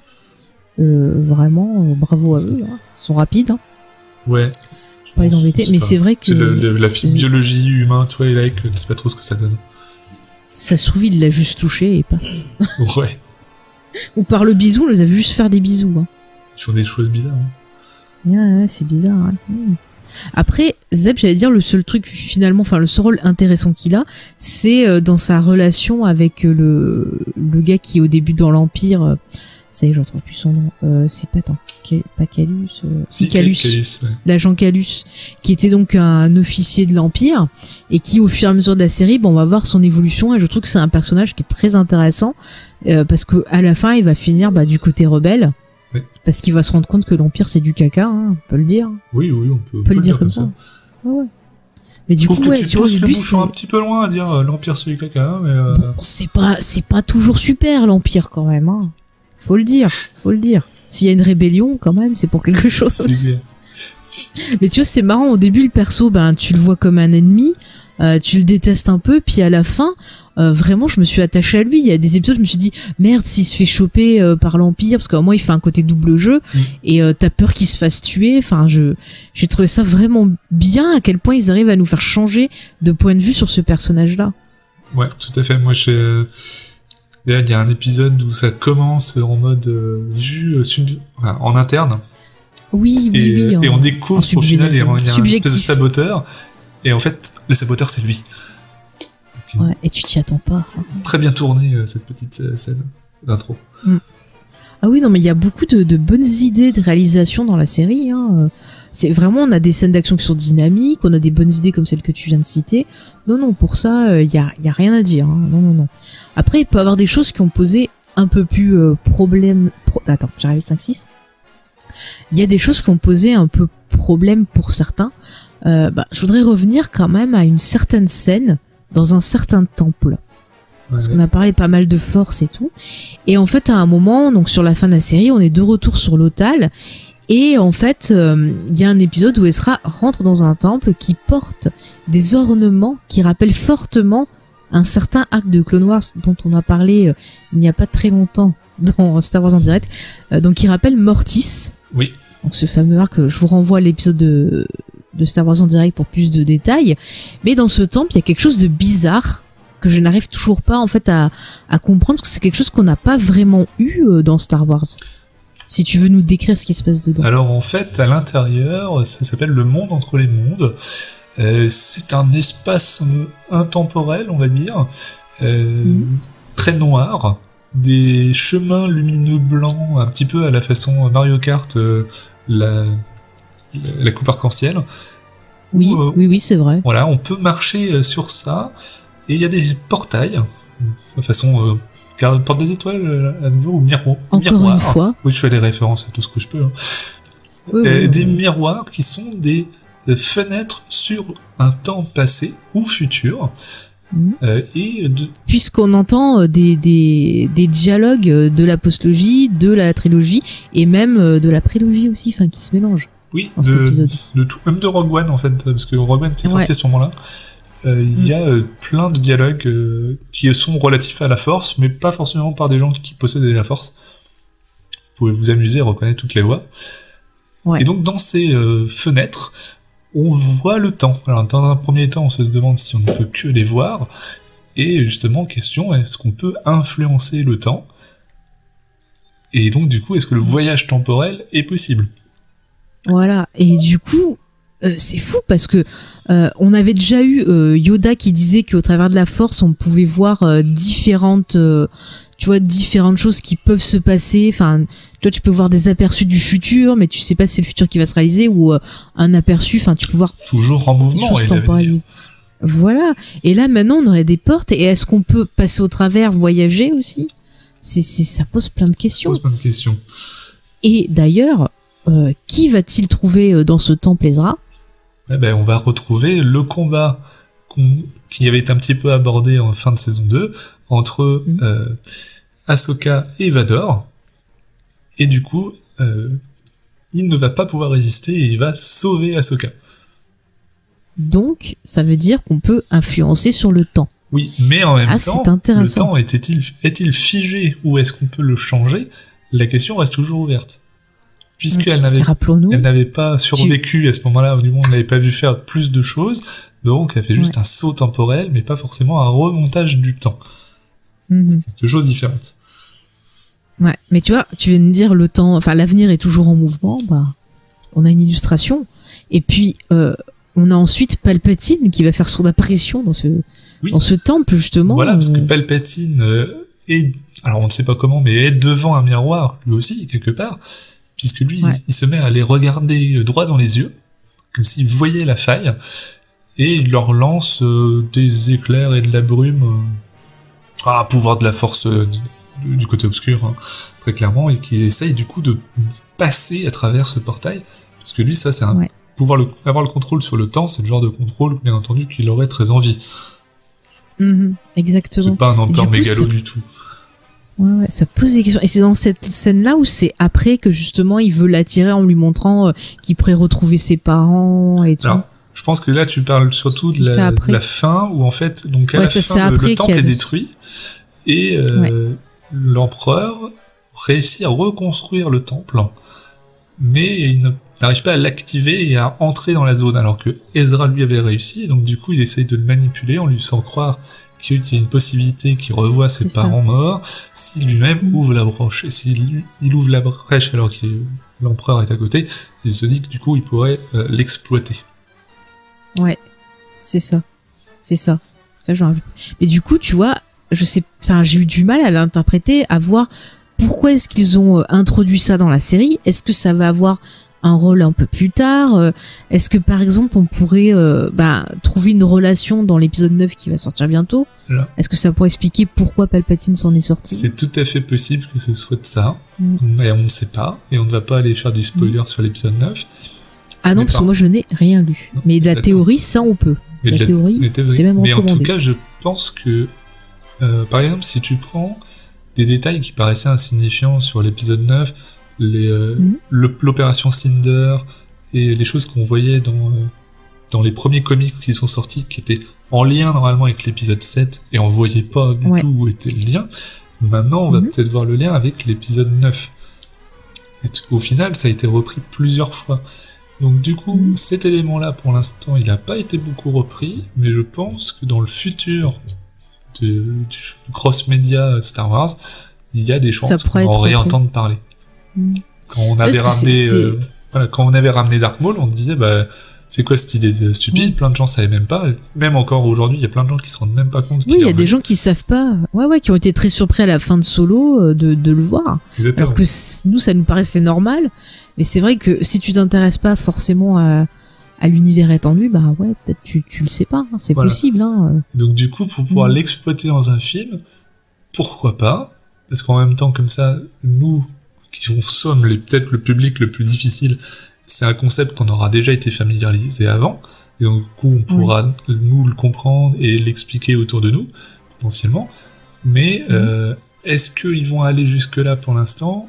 Je ne sais pas.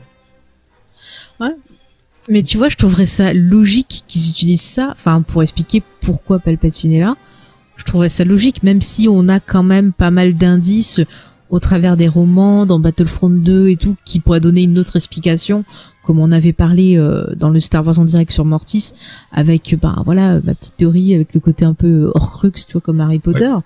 Mais c'est vrai que ce portail, ça pourrait être pas mal aussi, parce qu'au final, on aurait un Palpatine peut-être époque épisode 6 qui apparaîtrait là. C'est pas la moins bonne des théories, des trois grandes théories qui se démarquent un petit peu. La moins bonne, c'est un clone. Ça, c'est celle que personne ne veut, en fait, parce qu'il y a eu beaucoup d'histoires de clonage dans les romans précédents, et personne n'aime ça. Pas très bonne. Voilà. C'était pas bon du tout. Voilà. L'histoire du voyage temporel, donc exactement la même chose qu'Ahsoka, quelque chose qui réapparaîtrait ensuite. Il remonte pas le temps, mais il avance dans le temps. Donc ça, pourquoi pas. Et la théorie des masques et des objets possédés. Ça c'est la théorie de Faye. Qui est bien Ouais, aussi. mais c'est ma théorie, mais parce qu'on a vu des petits clins d'œil à ça dans pas mal de petites œuvres, donc je me dis peut-être que quand même ils ont essayé de nous préparer un peu. Enfin, moi j'attends quelque chose de logique. Moi je trouve que ça c'est une théorie qui tient la route, et si c'est ça, ça me conviendra tout à fait. Parce qu'effectivement, ça a moi été aussi. plus ou moins teasé, pas directement, mais sur des éléments un peu similaires, où du coup on se dit que technologiquement, ou du moins dans le monde l'on connaît, c'est des choses qui peuvent marcher. On ne sort pas du cadre des choses qui peuvent marcher. Ouais. Et puis quand même, moi je reste, tu vois, je reviens sur Mortis, mais quand même qu'on ait un temple comme ça et qu'on ait le père, la fille et le fils dessus, c'est quand même bizarre ça aussi. Moi j'en démords pas que j'aimerais bien avoir du Mortis aussi dans l'épisode 9, parce qu'on le retrouve dans Rebels, on le retrouve dans Clone Wars. Moi je regarde dans Mandalorian si je vois pas des signes aussi, tu vois. Dans Mandalorian, je suis pas trop sûr, parce que je crois que ça va pas être trop porté sur la force. Mais en tout cas, oui, pour... Ouais. Non, mais tu sais, le mec, il peut passer, il fait pipi devant une pierre, et en fait, il y a des dessins du fils du père de la fille. C'est bon. Oui, en même temps, si on sait pas, on peut pisser sur le mur, il y a pas... Bah, il y a pas de souci, hein. On comprend. Mais non, mais ouais, au moins des petits décors, des petits trucs, je pense que ça va revenir. Ouais. Parce que tu vois, regarde dans la série, par exemple Ezra, quand il va dans le temple, il sait pas du tout ce que c'est Mortis. Il en a pas entendu parler, Kanan non plus connaît pas, donc il y a que finalement le public qui dit ah mais putain il y a ça, tu vois. Ouais. Et du coup c'est vraiment, t'as l'impression d'en savoir plus que les personnages. Je trouve ça cool. On se sent sage. C'est vrai. On est sage. Non, mais au final, je connaissance. trouve qu'on a la connaissance, on sait tout. Mais au final, je trouve que quand même la force dans Rebels, c'est plutôt bien géré. C'est pas trop envahissant. C'est plutôt intéressant. Parce que tu vois, moi j'avais un peu peur quand même dans la catégorie les vieux cons, le retour. Moi je m'étais dit putain non, ne remettez pas la force, ça suffit. On veut autre chose. Finalement, c'est plutôt bien fait. Oui, voilà, on a encore un jeune qui ne connaît pas la force, qu'on lui explique progressivement, il perd son mentor, il doit affronter des démons, et donc c'est vraiment toujours le parcours classique du héros au mille visages, mais là on a encore une belle réalisation de ce voyage, donc du coup on est ravis de le faire. C'est ça, exactement. On se divertit, on apprend, on a des petits clins d'œil pour les fans, comme ça quand t'es super fan, tu regardes tes gosses, tu trouves du plaisir parce que tu vas avoir des petits easter eggs, des petits trucs qui vont te faire plaisir, donc tu te dis pas je regarde un truc débile avec un gosse. Non, il y a plein de choses intéressantes dans cette série. Est-ce qu'il y a des thèmes que tu veux aborder qu'on n'a pas encore abordé?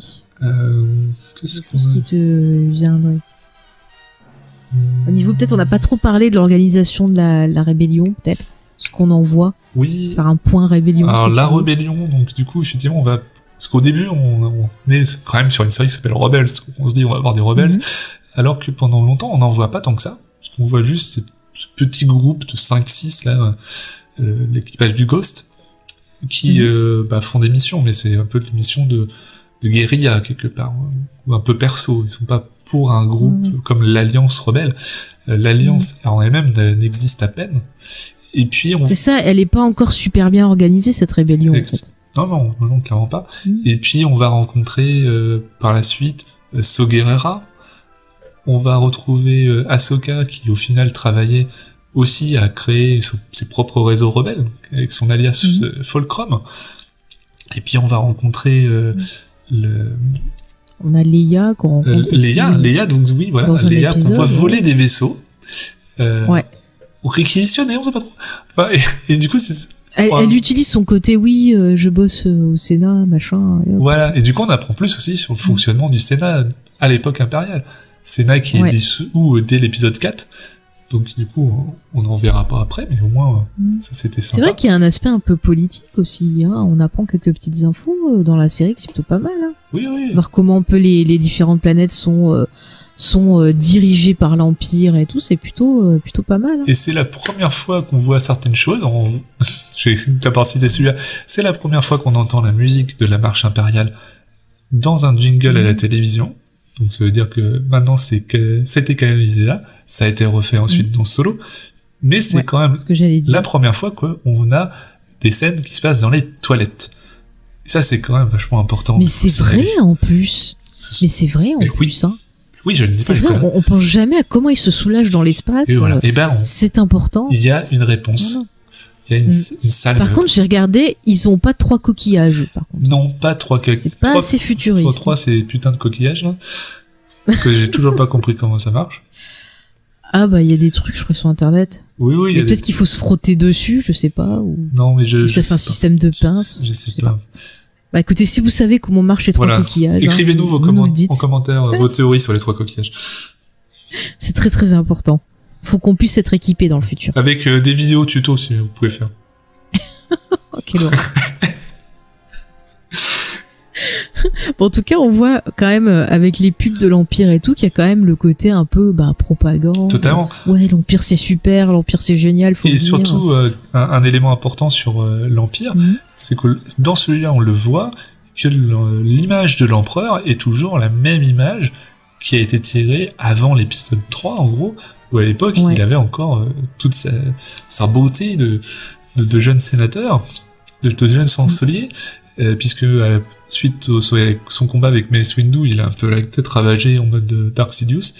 Mais j'ai jamais compris. En fait, d'accord, il s'est pris quelques éclairs, mais son visage, on dirait qu'il a gonflé, fondu, mais on dirait Ouais, pas mais ça, qu'il est c'est cramé. Enfin, C'est Je la ne prothèse qui est comprends pas ouais, qui est enfin, extraordinaire, je trouve, mais enfin, c'est pas logique la tête qu'il voilà. a dans les en films. tout cas, Comment ils ont est justifié marqué, ça il a la tête marquée, donc il devient vraiment plus très présentable, même s'il va pouvoir, on le sait par les bouquins, jouer sur ça en disant regardez, les Jedi m'ont attaqué. Bah, il le dit dans l'épisode 3, justement, quand il déclare l'Empire. Voilà, Il porte justement sa capuche et il dit oui, ils m'ont empoisonné, ils m'ont fait je sais pas quoi, ça a laissé des marques. c'est ça. Mais c'est intéressant de voir que dans les autres territoires en dehors du Sénat, il essaie de garder une image charmeur Exactement. pour galvaniser les foules, les garder. Et donc on le voit à la télévision, et on le voit d'ailleurs dans l'épisode où on parlait, là, le temple reconstitué, on voit qu'il a un système un petit peu holographique, on va dire, qui projette son image de lui-même, beau, pour cacher son côté monstrueux, et donc du coup pouvoir continuer à manipuler les gens. Parce qu'il faut bien se rendre compte, pareil dans les autres bouquins, que les soldats de l'Empire, notamment, ou même si on n'est pas des hauts dirigeants de l'Empire, eh ben on ne sait jamais rien sur l'empereur, on ne sait pas du tout quelle tête il a, et donc de temps en temps on a des témoignages de personnages de bouquins qui rencontrent pour la première fois l'empereur, ou qui l'ont rencontré une fois, et qui là du coup sont choqués par cette monstruosité, et ça leur pose des questions sur leur loyauté. Non mais c'est vrai, parce que quand tu as un dirigeant comme ça qui est un peu de type fasciste, l'utilisation de l'image va devenir super importante. Il faut être attirant, il faut donner un côté genre ah oui je suis séduisant, on peut avoir trop confiance en moi et tout, parce que dès que on voit le côté inquiétant du personnage, forcément ça casse l'illusion dans lequel il plonge les gens, donc c'est super important cette manipulation là en fait. Exactement. Et il fera toute une propagande sur que les Jedi sont méchants, et qui va diriger vers les Jedi, ça n'existe pas, et c'est pour ça qu'on a toutes ces histoires de légendes, et que même Luke dit les Jedi, je croyais que c'était quelque chose de très ancien, disparu. Et tout ça c'est la propagande de Palpatine, qu'on voit un petit peu dans Rebels, le début. Oui, voilà. Du coup, tu vois, ça montre aussi que Rebels, c'est une série qui n'hésite pas à planter le contexte de ce qu'était l'Empire et à nous montrer un peu ce qui est un régime un peu fasciste. Donc les gosses, ils peuvent se cultiver aussi et se poser des questions, dire à leurs parents « Ah papa, pourquoi c'est comme ça ?» et tout. Et paf, ils peuvent apprendre l'histoire aussi. C'est éducatif, Rebels. C'est exactement. Puis ça nous, c'est une série éducative. et ça nous fait partager un peu des tranches de vie, des scènes quotidiennes dans l'univers de Star Wars, qu'on n'a pas forcément le temps dans des films. Alors c'est ce que vont faire des différentes séries, de nous offrir du temps, des scènes de vie, de la vie de tous les jours, donc des scènes de toilette, comme je le disais, des scènes de repas. Mais c'est important le transit. Oui. C'est important. On voit des scènes commerciales, comment les gens survivent avec des petits commerces de proximité au début, des choses un peu dans l'espace. Bon, par contre, il y a des persos, je me passerai de les revoir, comme par exemple Hondo, qui était un personnage qu'on avait découvert dans Clone Wars, et qui apparaît là, qui est un personnage de pirate, qui est insupportable aussi. Il est insupportable. Il est conçu pour être insupportable. Mais même le gars qui le double, il arrive à faire une voix insupportable. C'est magnifique. Mais il a une C'est très bonne magnifique. voix pour ça. Et du coup, Ah ouais, non, mais bravo. Ando est quand même un personnage important maintenant puisqu'il est à Galaxy Edge. Ah ouais? Et oui, il y a un animatronique de Ando Onaka à Super. Galaxy Edge. Et c'est lui qui Trop présente content. l'attraction Rise of the Falcon. Où du coup, il est le propriétaire du vaisseau à ce moment-là et il nous propose d'aller faire une livraison de marchandises Génial. pour son compte. Et donc du coup, J'ai hâte de faire cette attraction. et voilà, et il y a dans les rumeurs non spoiler, hein, juste les rumeurs potentielles, bah on se dit que vu qu'on voit cette bataille avec beaucoup de vaisseaux, il n'est pas il impossible pourrait être qu'un là. des vaisseaux soit piloté par Ando. Oh là là là là. Tu viens de me déprimer en 30 secondes. Oui, mais ce serait quand même Vas-y, marrant. Faut quand même le Oui, dire. oui, ça serait marrant. Tant qu'il parle pas, ça va. Il aura peut-être pas le temps de parler. C'est bon. Ouais. Bon, et après, il sera en duo avec Jar Jar, il est pas devenu clown de rue ou je sais pas quoi, le pauvre. Si, des objets Dans ça, des romans, c'est ça. La déchéance de Jar Jar Binks. C'est marrant qu'on l'ait pas vu dans Rebels au détour d'une rue. Allez hop!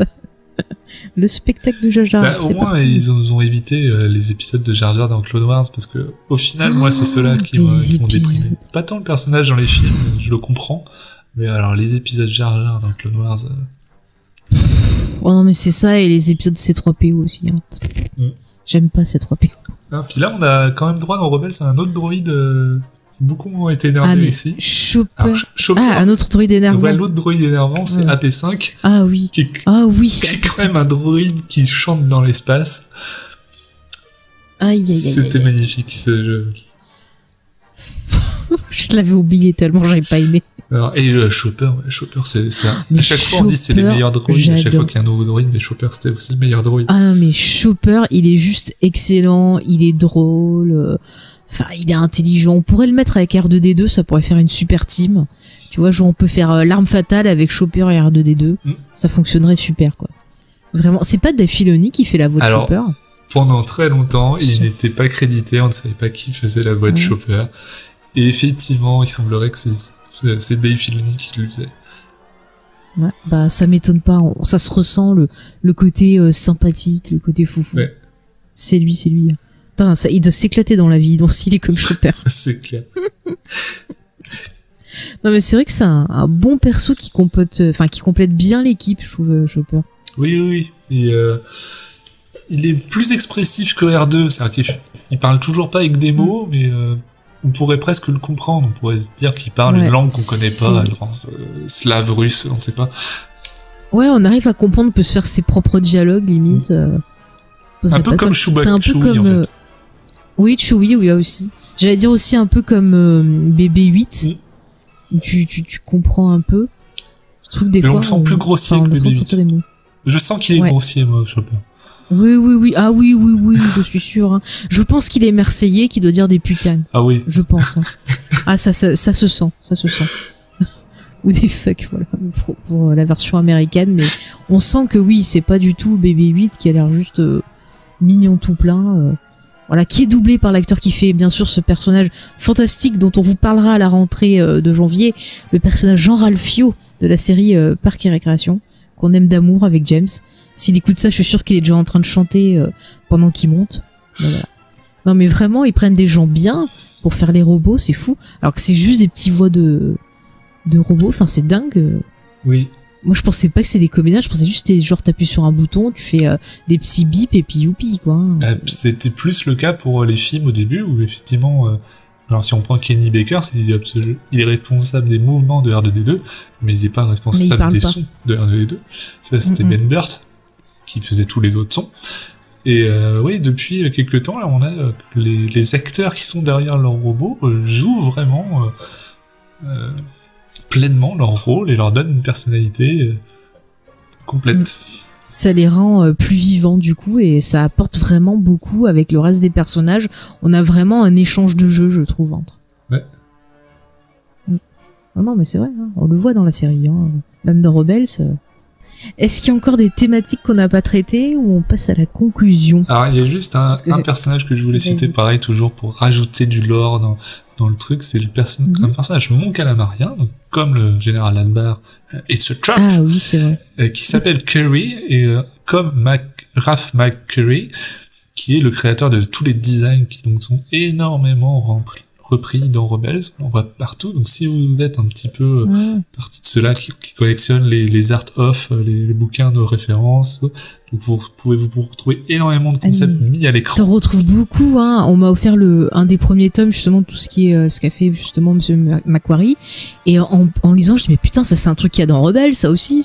Enfin, c'est vraiment, Et du coup, ils se sont fait plaisir. maintenant, ça nous paraît familier, alors qu'à l'époque, des fois, c'était un peu à côté. Maintenant, ça fait complètement partie de l'univers de Star Wars. Et donc, du coup, ils lui ont rendu hommage en créant ce personnage mon calamarien qui crée le vaisseau B-Wing. Et le B-Wing, après, avec le X-Wing, c'est mon deuxième vaisseau préféré. Ah ouais? Ah oui. Et moi, c'est marrant, j'arrive pas à retenir le nom des vaisseaux. LP. C'est affreux, je bloque sur le nom des vaisseaux, le nom des robots. Le B-Wing, on le voit dans l'épisode 6, il fait partie de la bataille contre l'étoile, la seconde étoile de la mort. Il y a une espèce de croix excamotable et un cockpit tournant. Ah oui. Oui, je vois. D'accord. Voilà. Ça y est, je vois. Le B-Wing, Okay. c'est super. Faut vraiment que j'arrive à les retenir. C'est fou que j'arrive pas à retenir des noms tout simples.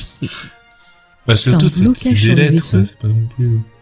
Ah ouais, non, mais je fais un blocage, c'est genre, ah ouais, le vaisseau rouge, le vaisseau machin, hop. Mais alors les lettres, Non. J'y arriverai pas. Bah, pour les vaisseaux de la rébellion, c'est assez simple. Il y a le A-Wing, ça ressemble à un A.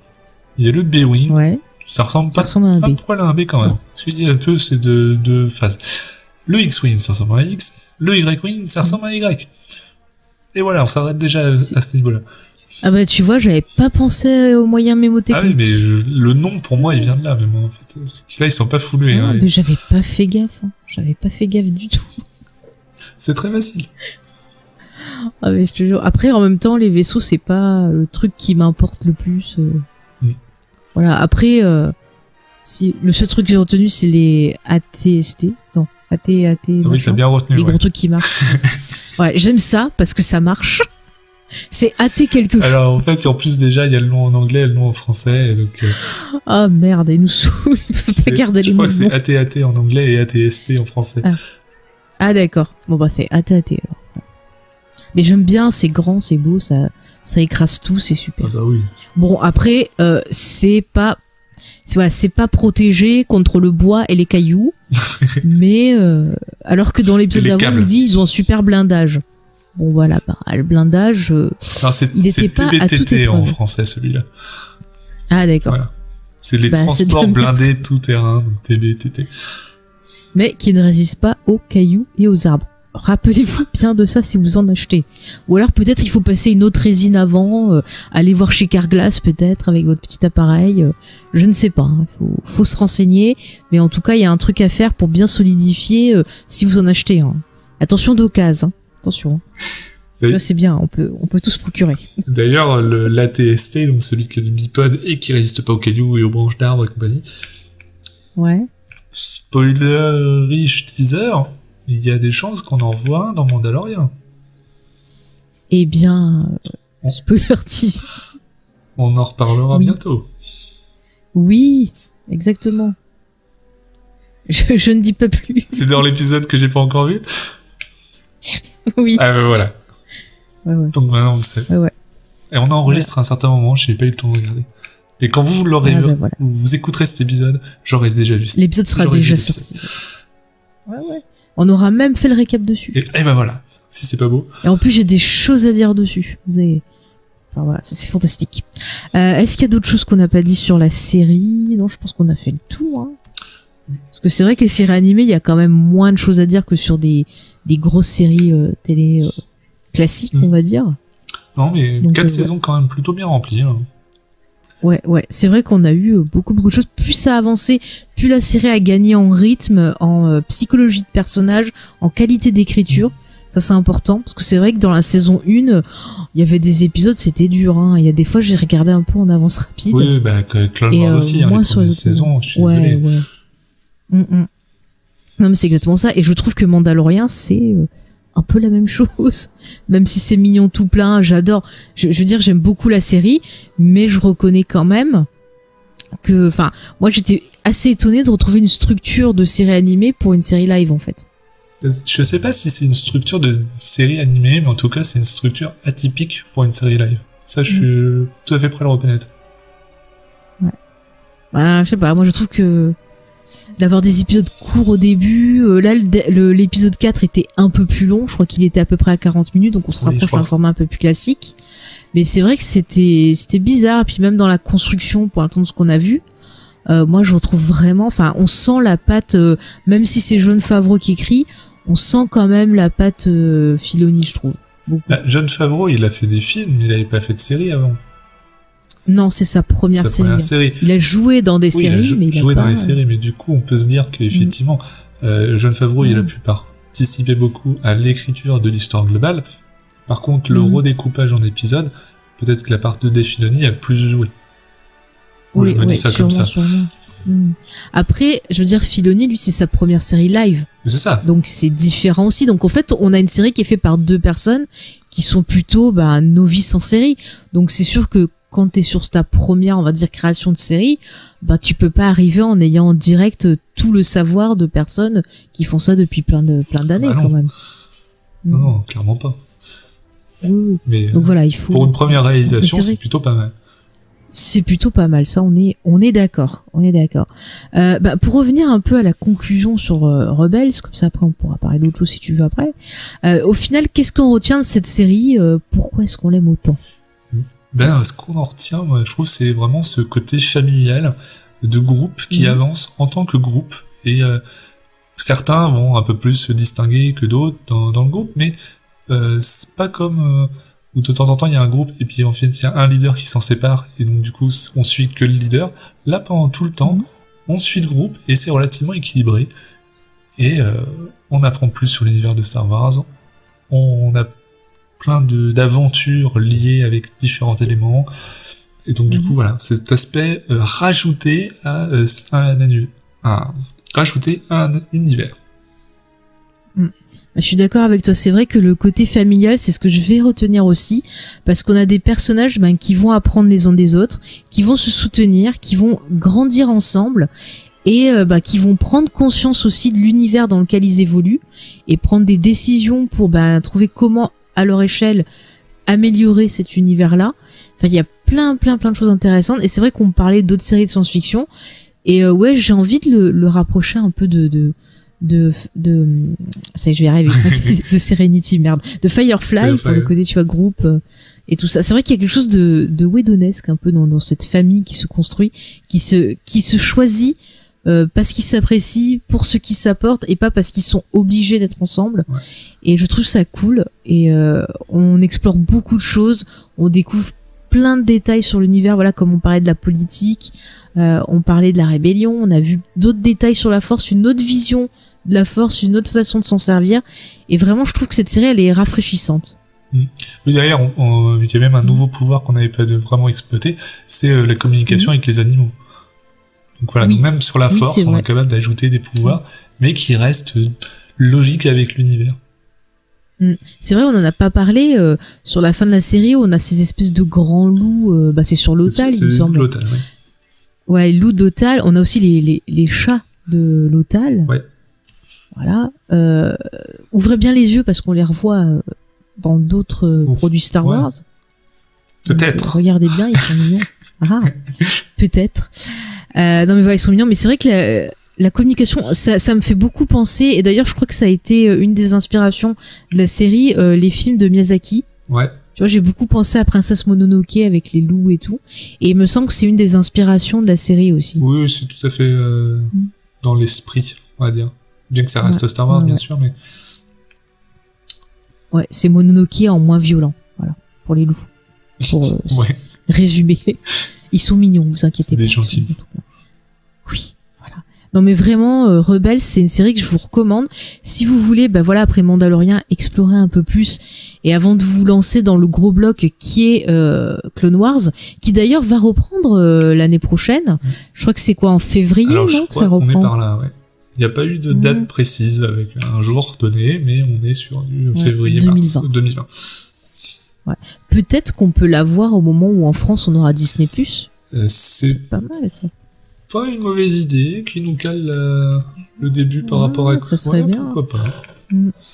Bah d'ailleurs, voilà, si vous voulez attendre fin mars pour découvrir ces séries sur Disney+, profitez-en. Comme ça, vous pourrez le regarder tranquillou sur votre télé, sur votre téléphone. Ça peut être pas mal comme idée. Parce que c'est vrai que les DVD, de Clone Wars, de Rebels, ça se trouve facilement. Mais Clone Wars, je vois, il me manque des saisons. Il y a une saison qui a jamais été éditée en France déjà. Il faut l'acheter en Allemagne. Aussi, ouais. Alors... Mais même les autres saisons, là, je regardais sur Amazon, faut passer par des vendeurs ou d'occasion et c'est super cher. C'est galère. Et du coup, ce qu'on peut quand même dire effectivement sur ça, c'est que à la différence de Clone Wars, Rebels est terminé. Donc ils avaient été très frustrés sur le fait qu'il avait dû arrêter dû au rachat, voilà. Et donc là, il a pu terminer son histoire à la saison 4. Bien entendu, c'est pas terminé dans le sens on peut pas raconter d'autres histoires derrière. Il y a des portes ouvertes. Bien sûr, mais les arcs principaux sont finis et donc du coup, il y a une fin qui est donnée à cette série. Ouais. Mais ça, tu vois, c'est ça aussi qui est différent avec Clone Wars et qui fait qu'on a moins de sensation de longueur, c'est que justement, il avait peut-être une durée, il connaissait peut-être la durée de vie de sa série, ce qui lui a permis peut-être de mieux pouvoir construire son action. Oui, je pense que c'est bien de connaître la fin de quand est-ce qu'on doit s'arrêter. Ouais. Ça te permet de vraiment mieux bosser ta construction. C'est ça. C'est pas rajouter des chapitres juste parce qu'il faut plus de pages. Voilà, exactement. Donc vous voyez, je pense que peut-être ça peut être très facile d'accès pour des personnes qui n'ont pas encore vu Clone Wars ou d'autres séries. C'est pas mal. Je pense que c'est bien pour conclure. Tout à fait. Oui, tout à fait. Écoutez, on verra si on voit d'autres références à Rebels dans des séries, dans des films, dans des livres prochains. J'espère qu'on retrouvera les personnages, ça serait cool. Oui, moi je suis sûr que certains personnages, c'est sûr, certains vaisseaux, on le sait même, parce que dans l'épisode 9, dans le trailer, on en a vu un. Oui. Donc... Oui. J'ai repéré. Je sais plus, j'ai repéré, mais je dirais pas le nom pour pas dire de conneries, mais j'ai repéré. Voilà. Donc, ouvrez bien les yeux. Voilà. Moi, je veux juste qu'Ahsoka, elle revienne. Et Sabine aussi. Voilà. Après les autres, je m'en fous. Mais Ahsoka et Sabine, revenez. Faites une série que sur elle. J'achète. Voilà. C'est tout. J'achète direct. Écoute, David, j'étais très contente que tu partages ce temps-là avec moi. J'espère qu'on n'a pas ennuyé les auditeurs avec trop de Star Wars. Bon, en tout cas, c'était super cool de revenir sur cette série. Moi aussi. Et puis, dans les commentaires, James, tu pourras nous écrire si tu veux écouter la série maintenant. Voilà, si on t'a donné envie de le voir. Si tu veux enregistrer un message, tu peux le rajouter au montage. D'habitude, on demande aux auditeurs d'écrire, mais là, on peut demander à James, au final. Oui, alors James, qu'as-tu pensé? Les auditeurs veulent savoir. Alors, si vous voulez l'avis de James, si vous voulez le forcer à regarder, vous pouvez envoyer des mails à jamesfay@gmail.com ou venir sur Discord l'embêter. Répondez, James, les Français veulent savoir. Oui, on veut savoir. Attends, faut pas déconner, hein. Envoyez-lui des peluches de chats de l'hôtel. Il va être content, comme ça je les récupérerai par derrière. N'importe quoi. N'importe quoi. En tout cas, chers auditeurs, moi je tenais à vous remercier pour votre fidélité durant toute cette année. Ça a été une année assez difficile pour nous, mais on était vraiment très contents de pouvoir continuer à partager toutes nos passions avec vous. On s'est bien marré en faisant les récaps de Game of Thrones, sur les récaps de Watchmen, qui sont sur le flux de Comics Discovery, mais quand même, on était super contents de pouvoir échanger avec vous, de pouvoir partager avec vous plein de choses. Vous avez fait des découvertes aussi grâce à vous. Donc vraiment, on vous en remercie. On vous souhaite de passer de bonnes fêtes de Noël, de fin d'année, peu importe votre religion, de passer une bonne fin d'année. Et puis on se retrouve l'année prochaine du coup pour de nouvelles aventures. Eh bien David, où c'est qu'on peut te retrouver? Vous pouvez me retrouver sur le Discord de Geek en série. Vous pouvez m'envoyer un message, si vous me taguez, j'arriverai à le lire. Et sur Star Wars en direct régulièrement, notamment pour les épisodes Clone Wars, que Oufei est invitée permanente, collaboratrice, quasiment tous les Clone Wars elle est là, Donc, Ouais, donc venez j'essaye. avec nous, on va en discuter là-dessus. Et c'est beau. Bah écoute, bonnes vacances à toi aussi. Bon Star Wars, car à l'heure où cette émission sortira, nous serons 2 jours avant l'épisode 9. À 2 Pour vous jours. dire que l'excitation, 2 jours. elle sortira le 16. Ouais. Oh, comment vous dire que je vais être à fond devant le ciné 50 ans à l'avance, même si j'ai réservé mes places, c'est pas grave. Ouais, donc en fait, au moment Mais, où ça sort, t'es déjà dans la file d'attente, quoi. Ouais, peut-être 2 jours avant, tu sais. La seule hystérique, ça sera moi. Quoi qu'il risque d'avoir Mathieu. Je lui passe un coucou d'ailleurs. Mathieu de Comics Discovery. Mathieu. Voilà. Si vous voyez des hystériques, c'est nous. Et James à côté qui va être là, genre en mode il me saoule. En costume de Rorschach pour pas voir le truc. Ah ouais. Il va rester dans Watchmen. Le pauvre. Aïe aïe aïe. Bon allez, fini les bêtises. Bisous à vous tous chers auditeurs et à l'année prochaine. Salut. Bonne année.